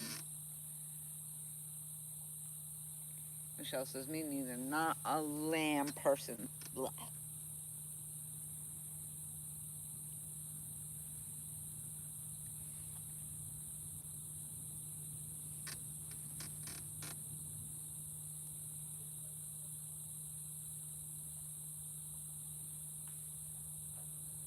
Yeah, see, so I thought it was just because I left New Hampshire that I hadn't seen them. Yeah. I bet if we go next time we go to Wegmans, they'd have fresh veal there. Well, I don't know if I'd like the fresh veal. I'm a processed foods person.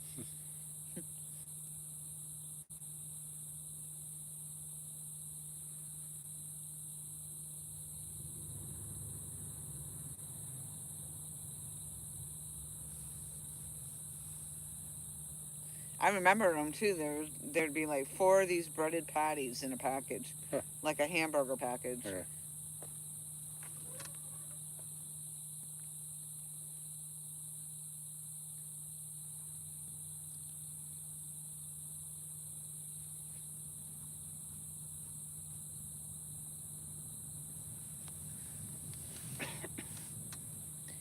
And then we always used to have goulash a lot too, which basically is American chop suey. Yes. But we always called it goulash.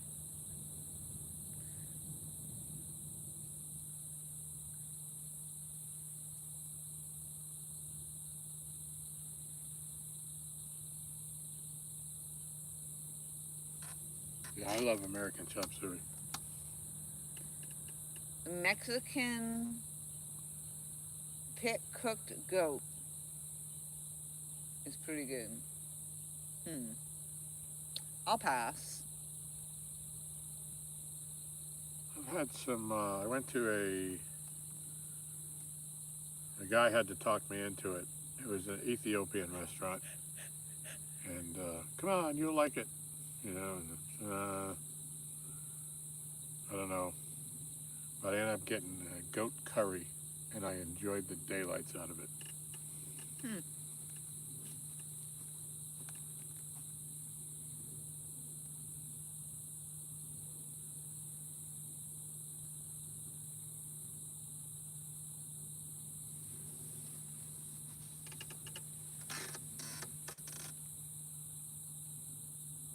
Can't say I've ever gone back to any of that style of restaurant, but of course I was up and working up in DC.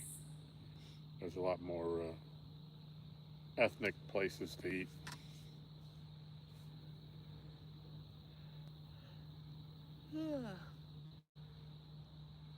Well, Tom, I'm going to pull a rod. All right. How are we doing on time? It is 11:54. All right. I'm tired. You must be tired too because you're talking like this, broken. And pausing. Danger, Will Robinson. You pause a lot when you talk. Yeah. When you're tired.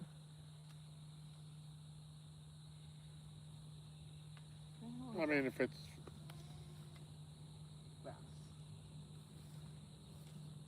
it's 5 of, why don't we just pack everything?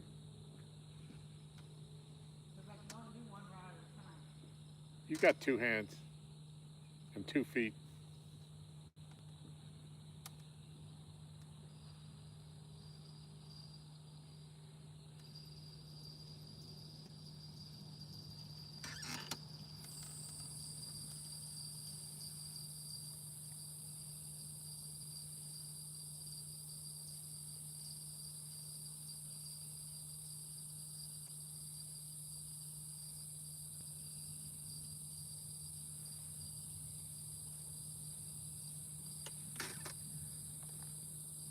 Yeah, Mike, something I'd really love to try is an authentic paella.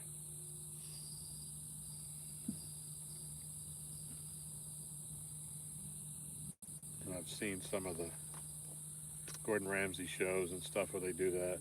Oh man, looks wonderful.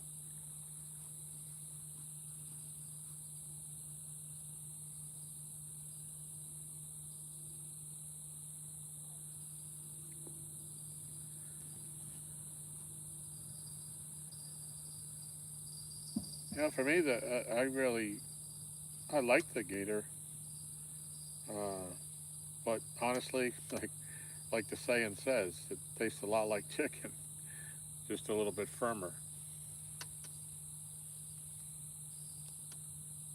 But anytime, yeah, we go to a place where they have that as an appetizer or something, Michelle would like to get that. We do.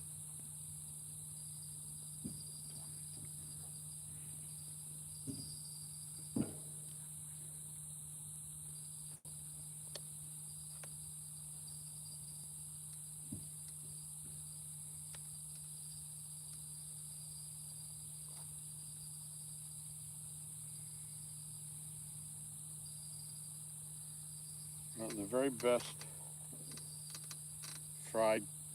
deep fried thing in the world, absolute world, is fried whole clams. Without a doubt.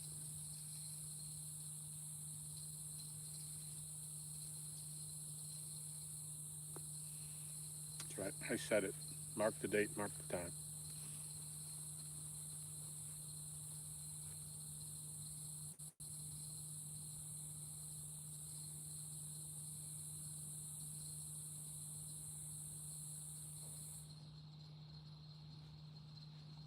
And I would go home, they'd be so expensive, but I didn't care. Something I couldn't get down here in Virginia or when I was in Maryland or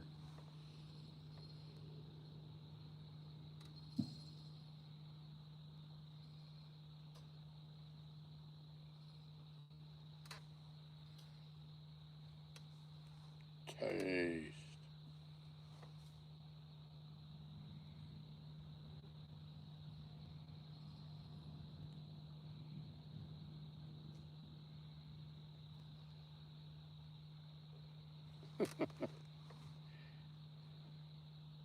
Michelle, I'm not wrong.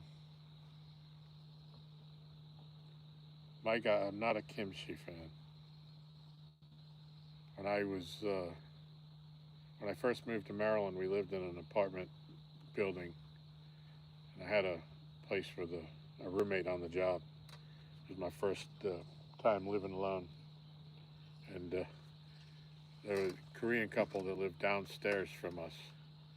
And the minute you opened that vestibule door, all you could smell in the building was that when they were making it.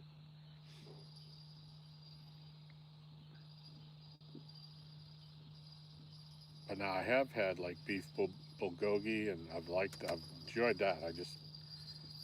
I don't really like sauerkraut either, so it's kind of, I don't know, just the way it is.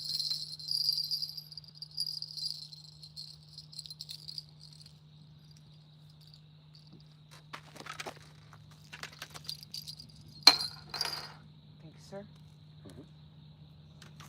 You can ring my bell. All right, all. I think we're going to say good night. Pack it up. We appreciate you all coming in. Yeah. We had 21 people people. hanging with us still. Talking about veal cutlets. Talking about fried clams. Ooh, yeah. All right, all. We'll see you on the next one. I don't know if it'll be next Saturday or not. We'll see what the weather brings, whatever happens. But that's what we've been trying to do, is coming on Saturday nights. I'm going to let you say your goodbyes. Yep. It's been a great night. I've enjoyed all the conversation. Appreciate everybody coming, spending your time with us. Never know what we're going to talk about, but it's usually food. And so we were talking the other day, like one of the most spirited conversations where we had the most people involved in chat was the conversation we had when we were talking about the old-time candy bars. And that left a memory. But yeah, we're going to let you go. I'm going to go grab those 2 rods. Going to pack it up. I got to go home and take my dog out.